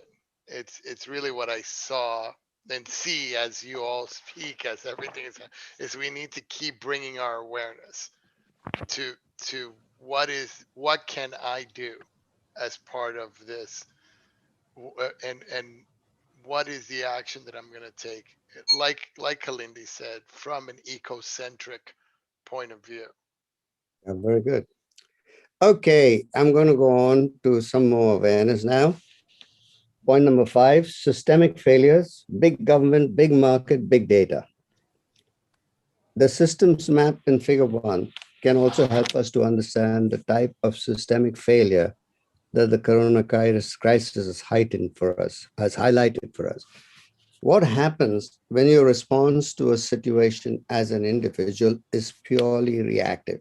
That's what Kalindi was talking about. You panic buy in order to stockpile your personal reserves, thereby disrupting the supply chain and depriving your neighbors of necessities. But that's the individual level. But what is happening at an institutional level? 2 things. We see a massive amount of unnecessary suffering that disproportionately affects those who are the most vulnerable. And we see a massive institutional failure connected to these issues, particularly the failure of the 3 institutions that are usually celebrated for their successes: big government, big business, big data, stroke big tech. Big government. Even though many pundits are claiming that the corona crisis proves that big centralized government is the key to success, I, and that is Otto Sharma, at least in part disagree. Cases in point, look at Russia, at India, or at China during the first 2 months, and at the US federal government over the past 3 months. This was last year. You see a landscape of massive institutional failure, a picture of politicians at the center of centralized government structures who are by and large out of touch. But what about South Korea, Singapore, Hong Kong, Taiwan, and Germany? And what about US state governors whose response has been honest, timely, and proactive? Yes, these are excellent examples of competent governance, but none of these countries or states have a super centralized government. They have either an agile, proactive national government in a smaller country, or a decentralized, devolved government in the case of the individual German and US states. So a centralized government structure can be of critical help in a pandemic if, and only if, there is competent leadership at the core. But if you have a Trump-style administration, a centralized government becomes your major weakness. Conversely, the German case demonstrates that if you build coherent alliances of semi-public research institutes, states, hospitals, and citizens, these interdependent ecosystems of regional health players can work together surprisingly well. So yes, agile and effective government is crucial, but that does not mean that most centralization is always better. Then let's look at big business.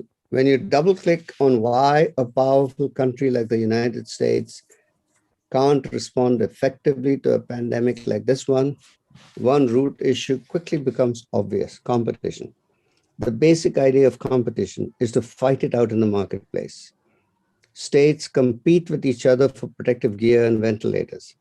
Add to that the complicated bureaucracy of the Centers for Disease Control, CDC, which prevented states from developing their own test. The national stockpile of ventilators falls short because the medium-sized provider that was contracted to mass produce simple and inexpensive ventilators many years back was acquired by a giant medical equipment company. not interested in producing these devices because doing so would eat into the company's other revenue streams. The root issue here is that health and healthcare are not commodities. They are not just another market. This begs the question, should health and healthcare, or core parts of it, be organized by a different type of enterprise? That's what Bo is talking about. One that is driven by a social mission instead of profit. So that's the business, big business. Then he talks about big data.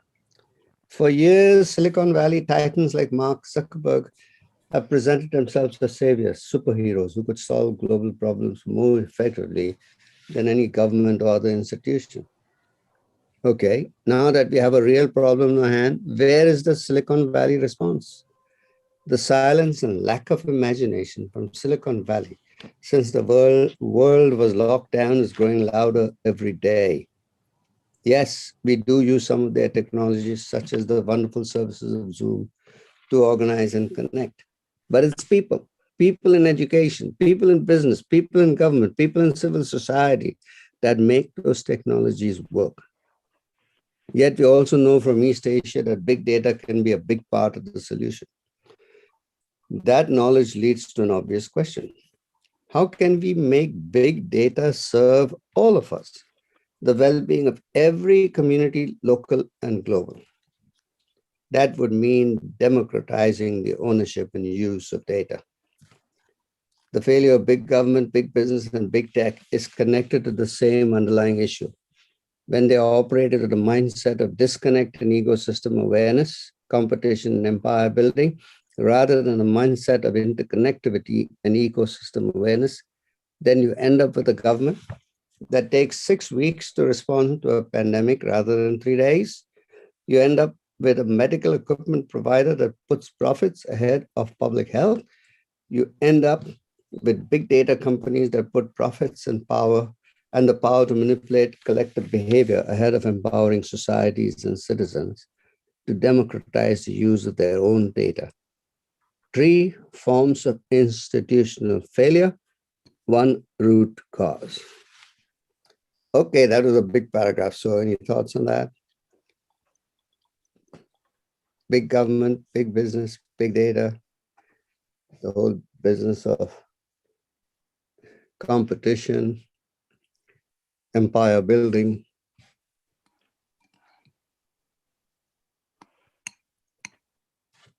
May Can I? Yes, please. Sonali, go ahead. Okay, so in terms of India's, I feel, it was the ego which has, failed the system, because of which system could not even show the real data most of the time. So sometime, and especially in terms of companies also, when big companies needed to actually take quicker actions to, start the work from home situation, they said, no, everything is going all right. Our city is safer. We can continue that way. We didn't think of the much bigger situation.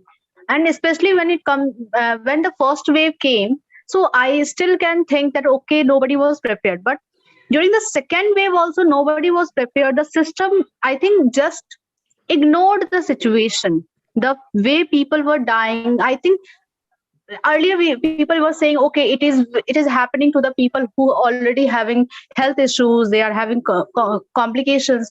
But in recent few months, I have seen younger people, even my friend, one of my friends also could not survive due to COVID. So if we would have better facilities, if we would have at least tried in, in terms of government and system, things could have survived well. We could have survived this system, but it was the ego. We were not ready to accept. We were trying to, hide the data from the world. And for what world? Everybody is going away. So it is very bad, I guess. Okay, very good, Sonali. Thank you. Somebody May I else? add to that? Yes, you do. You can, sorry. Thank License. you. Hi. 2 things came to my mind, and it's been mentioned there in our readings. Cybernetics, systems management concept, and progressive utilization theory of PR Sarkar, or the acronym for which is PROUD, progressive utilization theory.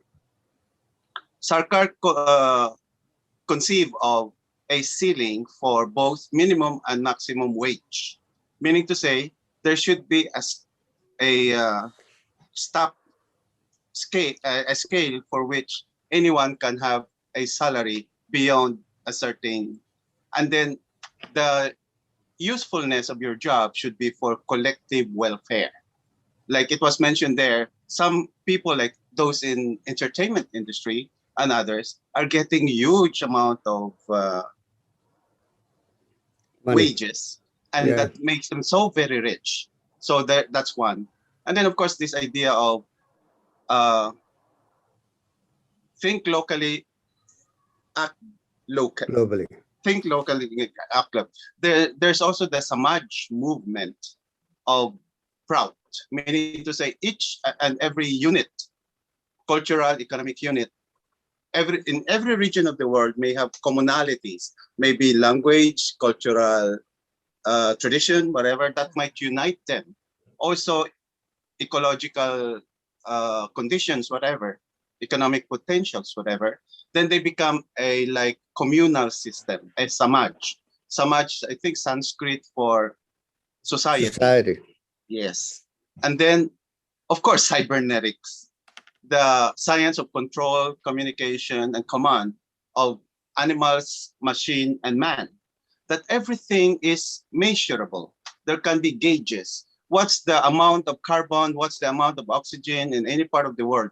There can be measuring devices, and therefore we can make decisions as to which infusion for whatever interventions may be considered to improve on agricultural production and all of that. Then what is amazing about this current situation is the online purchases. It's now farm to table. The middleman may have no longer that major role. They add up to the profit margin. But now if we buy direct from the producers, that's a big difference. So it's so revolutionary what's going on.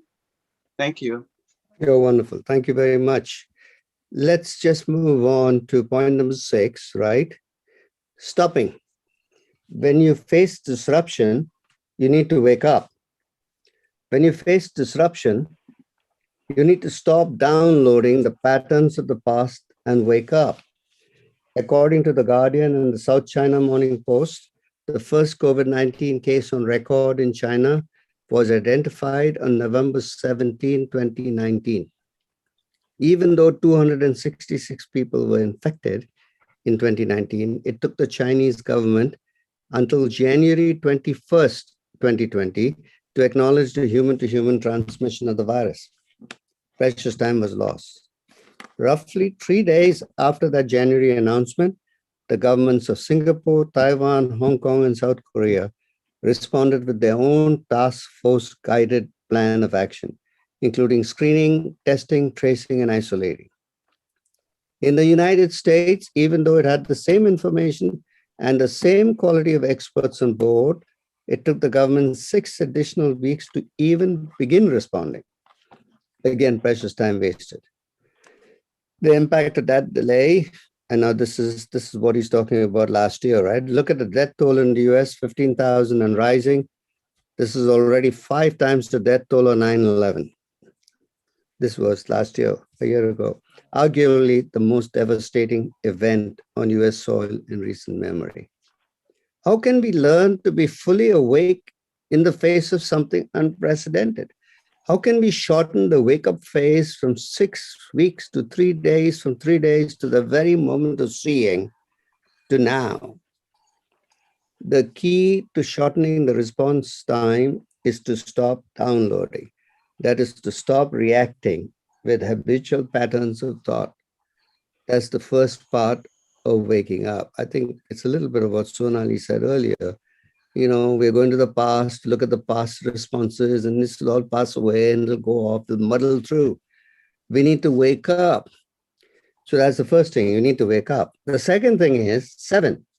When waking up, we have a choice. The second part of waking up deals with what's next. When you stop downloading, you realize that you actually have a choice in how you respond to any situation. You can respond by turning away or by moving toward. Turning away means closing your mind, heart, and will. In other words, acting from ignorance, hate, and fear. Turning towards means opening your heart, mind, heart, and will, acting from curiosity, compassion, and courage. These are the choices we face at any moment. Do we turn away and close down, or do we turn toward and open up, activating deeper levels of our humanity? Figure 2, this figure, maps out the dynamic of each response. The gray one is a turning away, the gold one is turning towards. Being human means operating between these two social fields. He calls these fields absencing and presencing.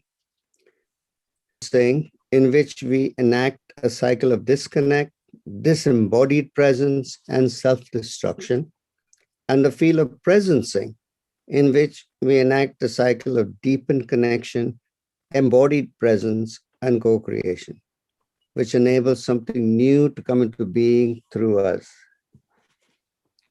The human experience in this century is shaped by two contradictory forces that we experience in all our community. On the one hand, we see walls going up and borders closing down.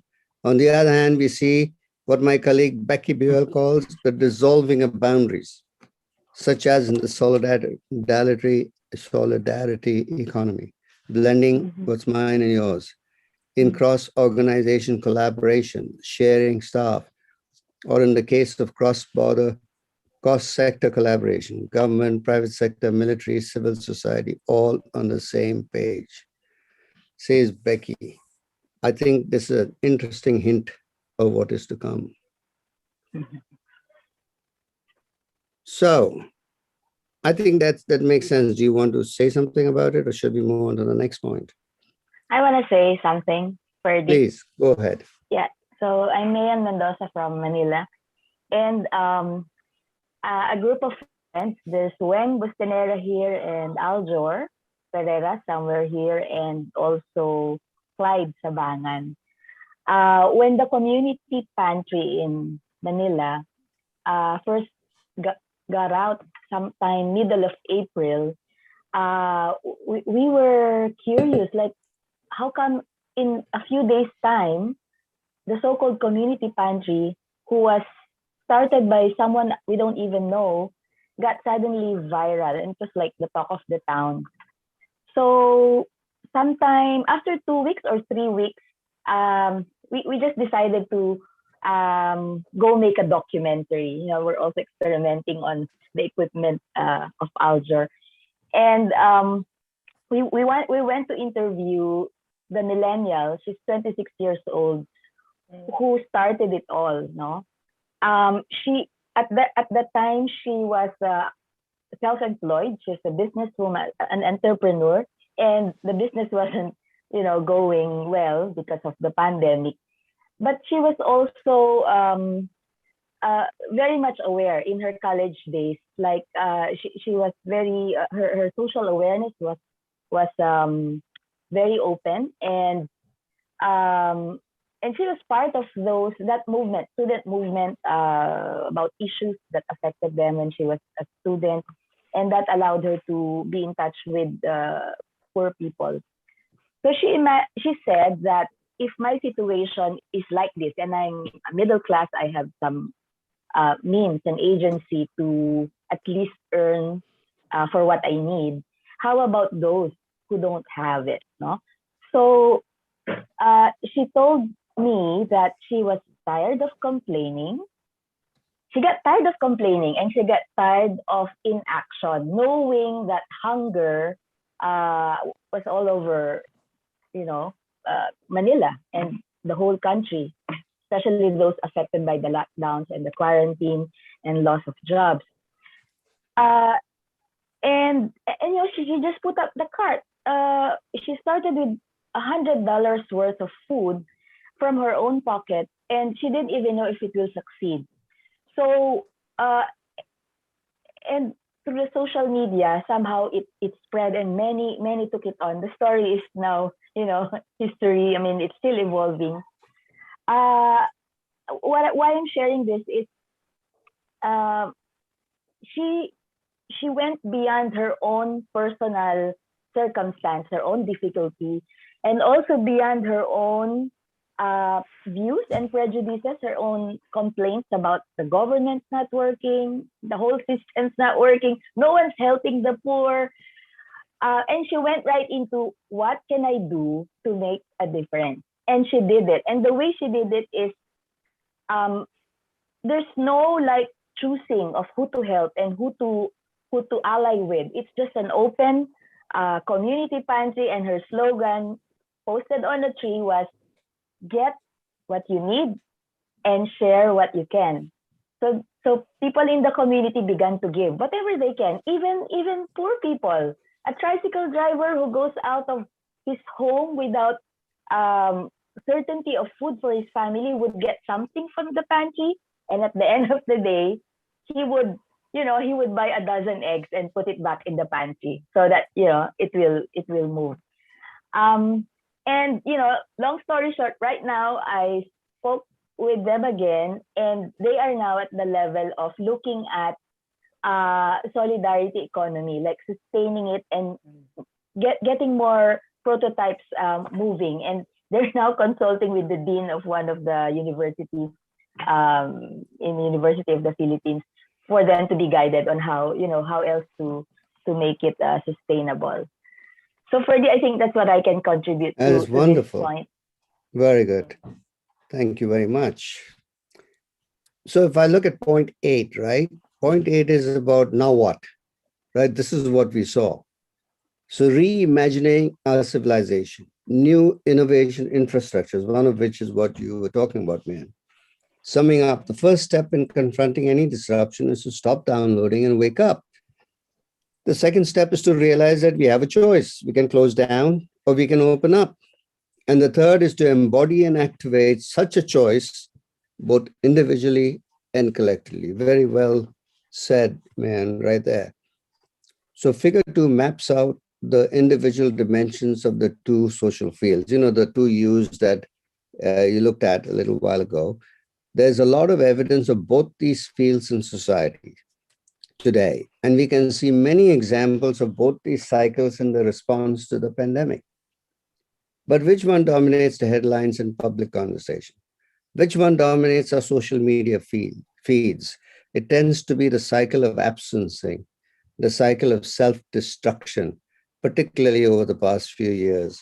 We have seen an enormous uptick in these dynamics globally. Why is that so? I believe 2 factors play into this: the influence of dark money in politics, money from special interest groups such as big banking, big tech, big oil, big pharma, and big agriculture, and the toxic influence of social media like Facebook. Although it's an important means of communication for many of us, Facebook and other social media operate according to a business model that maximizes advertising revenues, which in turn requires maximizing user engagement, which is best accomplished through algorithms that activate the emotions of hate, anger, and fear on part of its users. While these companies have created fortunes for owners like Mr. Zuckerberg, they have also caused pain in many people and undermined the foundation of our democracies. Which leads us to the obvious question: how can we nourish and strengthen the manifold seed initiatives that are part of the cycle of presencing? To nourish these seeds, I believe we need to create 3 new types of societal innovation structures. He's got new learning infrastructures, new governance infrastructures, and new economics infrastructure. Let's see what he says.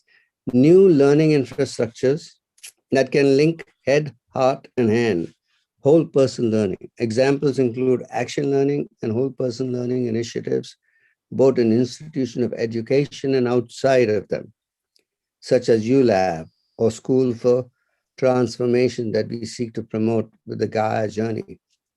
New democratic infrastructures that make our governance processes more direct, more distributed, more diverse, more dialogic. Examples here include citizens' assemblies on climate action, in some cases combined with a referendum on the proposed results, as it is already beginning to happen. As it is already beginning to happen in an increasing number of countries, including France, Scotland, England, Spain, and Germany. So he's talking about new learning infrastructures. Next, new democratic infrastructures, where it's more dialogic, more people can get involved directly, and new economic infrastructures that shift the main focus of economic activity from ecosystem awareness to ecosystem awareness, from me to we. Examples here include the various acupuncture points for transforming capitalism in ways that relink the coordination and governance of human activity back, link it back with human awareness and human intention at all levels of scale. So what's so interesting about the current situation that many of these things, which seemed impossible just weeks ago, seem reasonable today and are starting to be implemented in one way or another. In the United States, the only developed country without universal healthcare insurance, recognition is building that universal healthcare is a systemic necessity.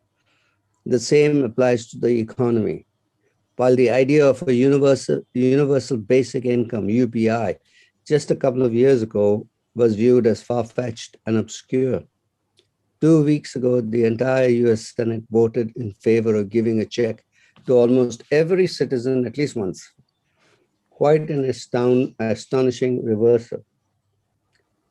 Likewise, the suggestion of hyperlocalizing our food cycles a decade ago sounded like a far-out idea. Today, particularly over the past few weeks, we have seen a massive wave of hyperlocalizing our food cycles already underway. Another major shift we see going on is in terms of rethinking the framework of public health in terms of the planet, putting planetary health and well-being first in our framing of what a good healthcare system is trying to do. Our economy has come to a standstill. Many of us have started wondering about a few things. Why are the people we are now calling systemically relevant or essential workers are often the least well-paid? Nurses, farm workers, truck drivers, grocery store checkers, while those with jobs that either add no value or subtract value from the whole. Example, those who run the destabilizing mechanism of financialized casino capitalism go home with obscene levels of compensation. Again, how did that happen? How could we hold a public conversation on rethinking and reshaping the fundamentals of our economy? What if we applied our superpowers to not only bending the C19 curve, but also reconceiving our economic systems as entities designed to bridge the ecological and social divides that serve the well-being of all beings? What if we applied our superpowers to reconceiving our democratic systems as entities that bridge the political divide by making the democratic conversation in our communities more direct, more diverse, more dialogic? What if we applied our superpowers to reconceiving learning as an activity that bridges the spiritual divide and that separates us from our sources of creativity and the best future potential? So let's spend a few minutes on this. This is a long article, but whatever you got from here. He's talking about 3 new infrastructures: learning infrastructure, democratic infrastructure, economic infrastructure. So what do you hear here? Any ideas, anything striking you, any thoughts?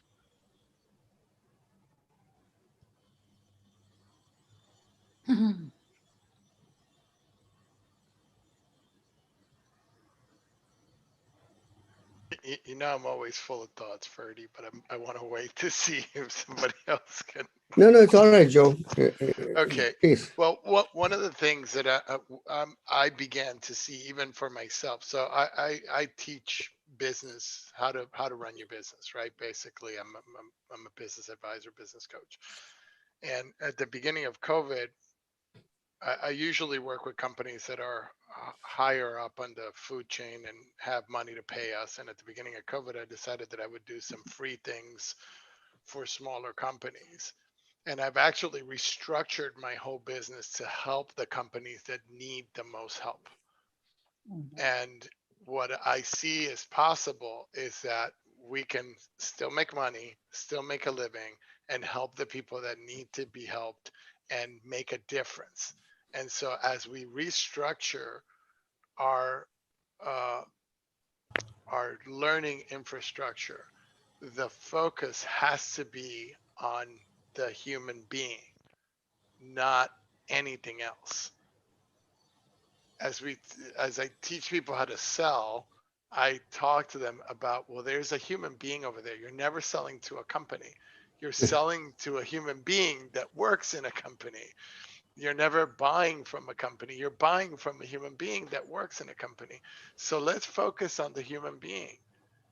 And when he talks about the essential workers, these are the people that kept us fed, that kept us alive, that kept us, and that we don't validate that and give it that we have to rethink everything, right? And really put our focus on the human being rather than the bottom line or the or capital or all that stuff. Yes, you can do that and make money. Yeah. You can do that and share. You can do that and support others. So that's what I hear from what you're saying, is that as we continue in this conversation and we bring our awareness to that, we can figure out how to be profitable and be conscious and be aware and bring that same level to all three of those organisms. Yeah, very good. Very good. That's the opportunity of this pandemic, 100%. 100%. So let's look at it because of the time. There's only 15 minutes left, so I'm going to go quickly to this last 2 points. He's talking about co-creative ecosystem, upgrading our operating systems. One way of illustrating systems change is with the analogy of a smartphone. Every smartphone user knows that in order for the device to function well, once in a while, you need to upgrade your operating system. Figure 4 shows how the operating systems of society have evolved over time. Each sector has followed the same trajectory, from input-centric to output-centric, from there to user-centric, and from there to ecosystem-centric. The last column depicts the evolution of governance, that is the evolution of the coordination mechanism that we use to steer the system. So governance is really, how do you manage things? How do you steer things? So if you look at this, I'll just read the notes and then we'll go up there. So figure 4 illustrates 3 main issues. One is you cannot solve 4.0 challenges, that's there, right there at the bottom, with responses that are rooted in operating systems 2.0 and 3.0. But that, of course, is precisely what happens in most systems, most of the time. 2, if you try to move your organization into the 4.0 realm of operating, you realize you can't do it alone. You need an entire ecosystem of partners. And 3, the COVID-19 situation has greatly accelerated the urgency of the 4.0 agenda. So if you look here, let me see whether he does mention this. I just want to go through this. You'll see here, 1.0 is input and authority-centric. 2.0 is output and efficiency-centric. 3.0 is outcome and user-centric. And 4.0 is co-creative and ecosystem-centric. And he's looked at learning. If you're going to do learning at 1.0, it's traditional teacher-centric. At 2.0, with all the testing and exams and bulimia, you swallow a whole lot of stuff and then puke it out, fast in, fast out. 3.0 education, is learner-centric, focused on the learner. And 4.0 is activate deep learning cycle, head, heart, and hand. And there's a whole lot of people from Calorex here. I'm sure you want to go to 4.0, but also the point he made that you can't do that without having a whole ecosystem around you. When you start working on that, you'll see. Then health. In the health, the traditional doctor-centric medicine, which is a lot of Indian medicine, evidence-based medicine, all the tests and everything, so you know what's wrong with people. And then the patient-centric medicine, which is 3.0, and the 4.0 is strengthening sources of health and well-being for people and the planet. Then if you look at farm and food, there's a traditional farmer-centric 1.0. Then the industrial agriculture, which is now taking over, and it's all the farmers are agitating about in Delhi. Industrial agriculture, monoculture. Then the organic, which is very heavy in the West, Europe and all that. Organic agriculture, reduce negative footprint. And then regenerative agriculture, foods as medium for the healing planet and for people. By the way, this whole file, this whole blog you can get from the web. I think Manoj has sent it to you, the link. Yeah, Then Manoj corporates. posted it in the chat. So Yeah.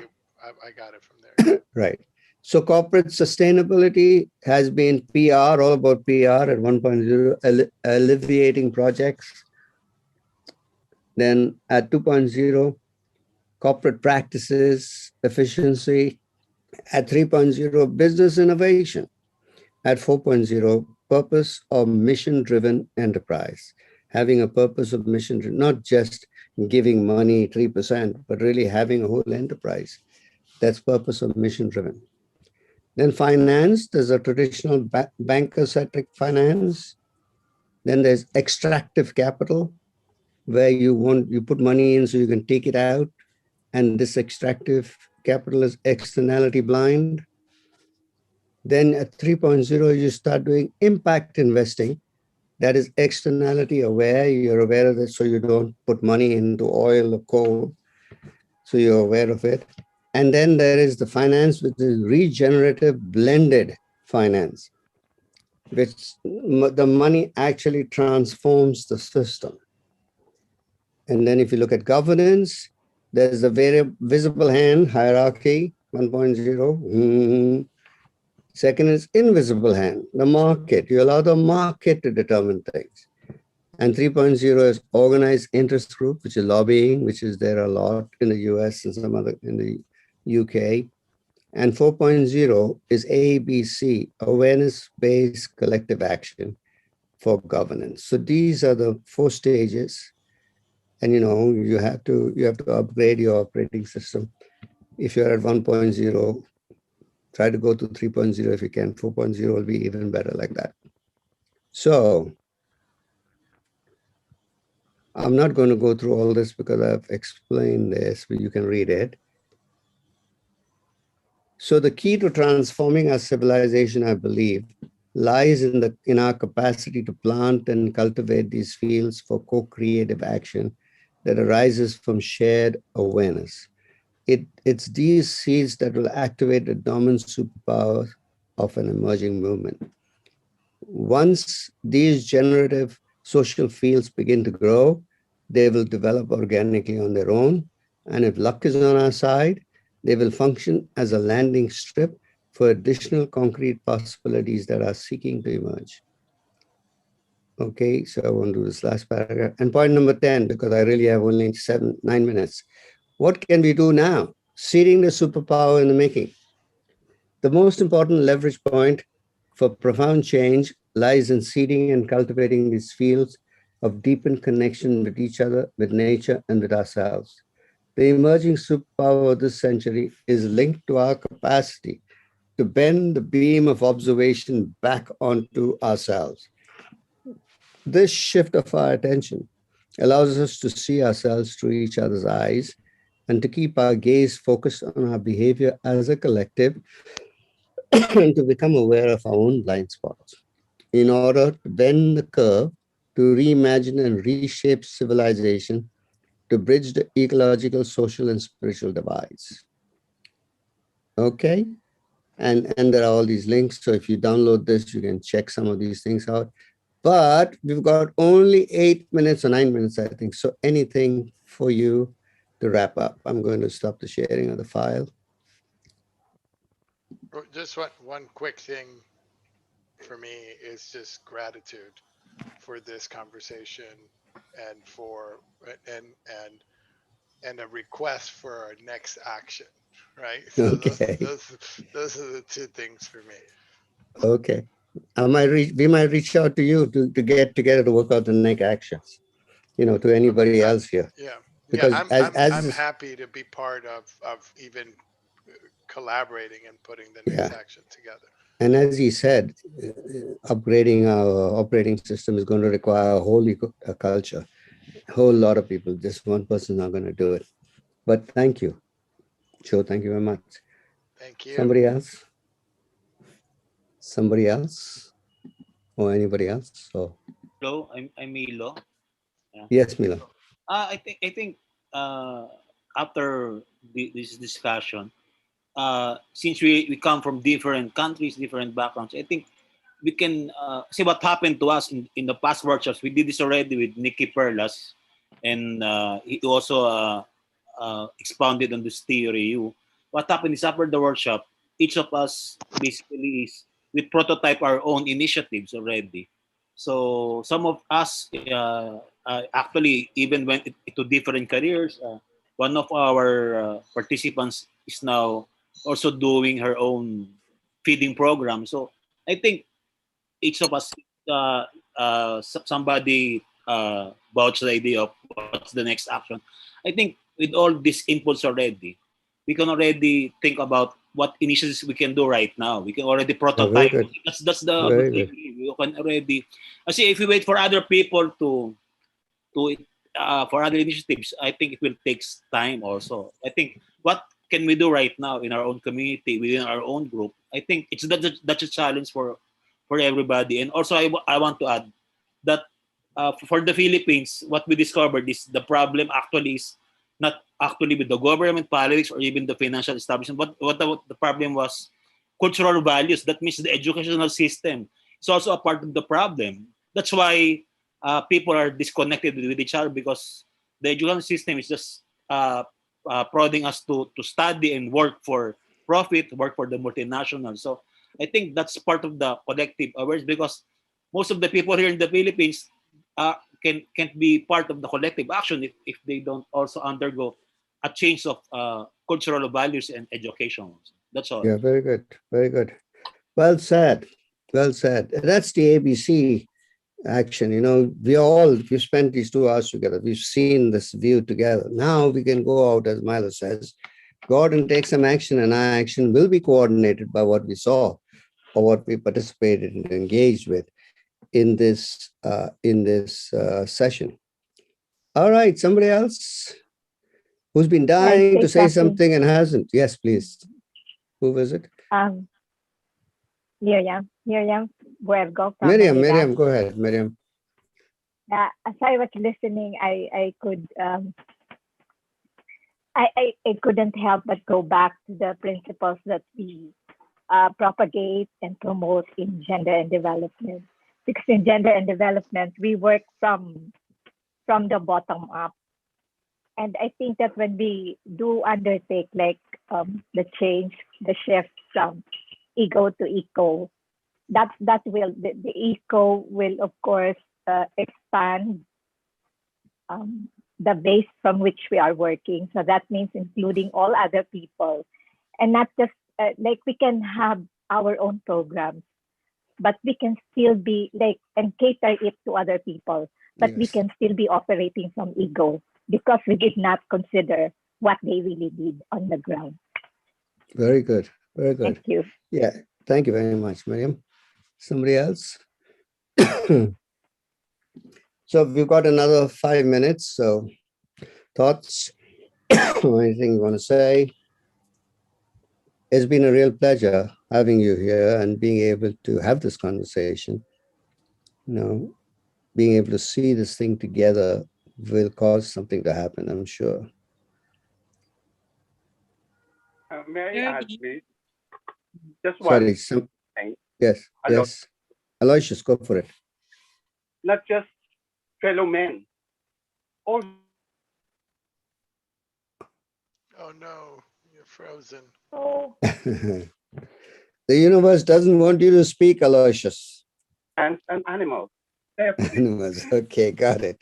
Humans and animals, right? Let's include everyone. Thank you, Aloysius. Somebody else who was going to say something just now? Melba?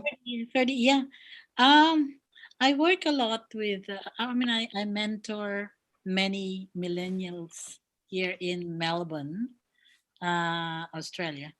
And I really think this discussion that we have had would be very, very useful in terms of, really shaping the way they see things at the moment. Yes. We're all familiar with the millennials and how, uh, they embrace new ideas, but at the same time they also have their own culture. So yes, will your discussion points today be made available to us? Well, it's the file. You download the file. All I did was go Just through the download file. it.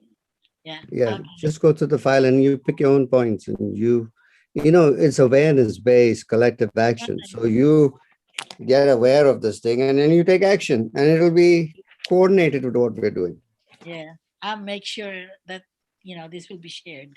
Great. It's in the chat and it's in the calendar appointment. So if you go to the calendar appointment, you can actually click on the link and it'll take you there.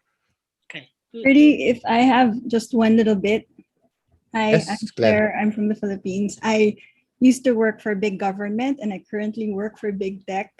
And I think just one call out is that one thing that we need to maybe be aware of is how it's sometimes very adversarial, the way we look at these big agents.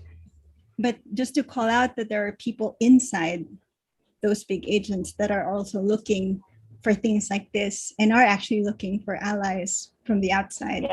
So Yes. that's something that I would like to surface because I do get that a lot. It's very adversarial. And as someone who works in big tech, I get that a lot more than I hope I could. And I think that's one thing that we should be aware of. That's very good. Good point. Claire, thank you. We need to include everybody. The eco has to include those people as well. Yes. And each system makes the people behave the way the system wants to, because I have a similar point, as Claire mentioned, for government, particularly admin. These people are usually admin, i.e. not entrepreneurial. And that's by definition. It's not that those people don't want it, but it's the system that makes them not entrepreneurial by definition. So either the system has to open up so they can make new things, or they have to go out and maybe, as you, Claire, go to a different organization where they can be more entrepreneurial. So I like your words. It's really, we have to be very careful because we all know this. You get in a system and you start behaving like the system expects you to do. And there's nothing wrong with it. It's just what's happening because we don't want to be revolutionary each day we get up if we're in the system. But as the system change, and that's what we want, and that's what Otto Schammer wants us to do, we have to also be very appreciative of the people who behave the correct way in the past system. And so we have to bridge between past experience and new experience. I think that's also very important at this point. It's sometimes wonderful to be a startup, to be new, to be young, to do it differently. But a lot of people have been around for a while and they have been in different systems. So listening, I think, a little bit to their experiences is also helpful to just understand how the system works. And then maybe say, oh, that works well, so let's take it into the new system. Or, well, it worked well in the past, but it's not so good in this time or in this circumstance. So rather than say, well, this is all big. Bo, I'm sorry I'm interrupting. Two things. One is it's time for us to wrap up, but more especially I wanted to say this, Claire. It's really a matter of raising the awareness. These impacts are there. Whether it's good or bad or whatever, they are there. And you can be aware. You don't have to take any action. You can be aware and share the awareness with others. I must end because I'm the one facilitating this. It's time to end. I want to thank you very, very much on behalf of my colleagues and myself on this wonderful, wonderful opportunity to interact and work with you. And please stay in communication. Let us know anything. I think, if you need any assistance, you want to share something, let us know that. And if you want to participate, we're not trying to sell our programs. Our programs are good, but we're not planning to sell it. But if you're interested in it, you're welcome to find out more. And mostly they are Otto Sharma's programs, Theory U, on a new pedagogical basis. We actually do interactive dialogues and work on the basis of interactive dialogues. Okay, so thank you all so much and good night. Good afternoon, good morning, whatever the time is, where you are. Good day to you, Joe. Thank you. Thank Thank you, you. Melba. Thank Thank you, Becky. Thank you. Hello. Salamat. Aloysius. Thank you. Ed De La Torre. Nandito si Ed. Andyan. Yes. We've been chatting. Hi, Ed. Also, sino pa ba? Clyde. Thank you. Dapat Who else? Leia Payod. Thank you. Salamat. I'll get in touch with all of you soon. Thank you, man. Ed, I've noted all your chat. I'll keep in touch with you, Ed. Bye. Bye-bye.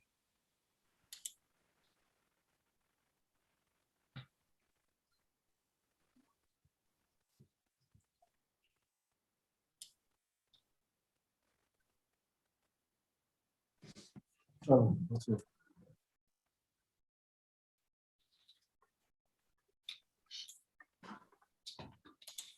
You want to disconnect and connect again on my Zoom?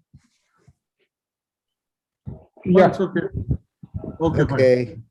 Bye.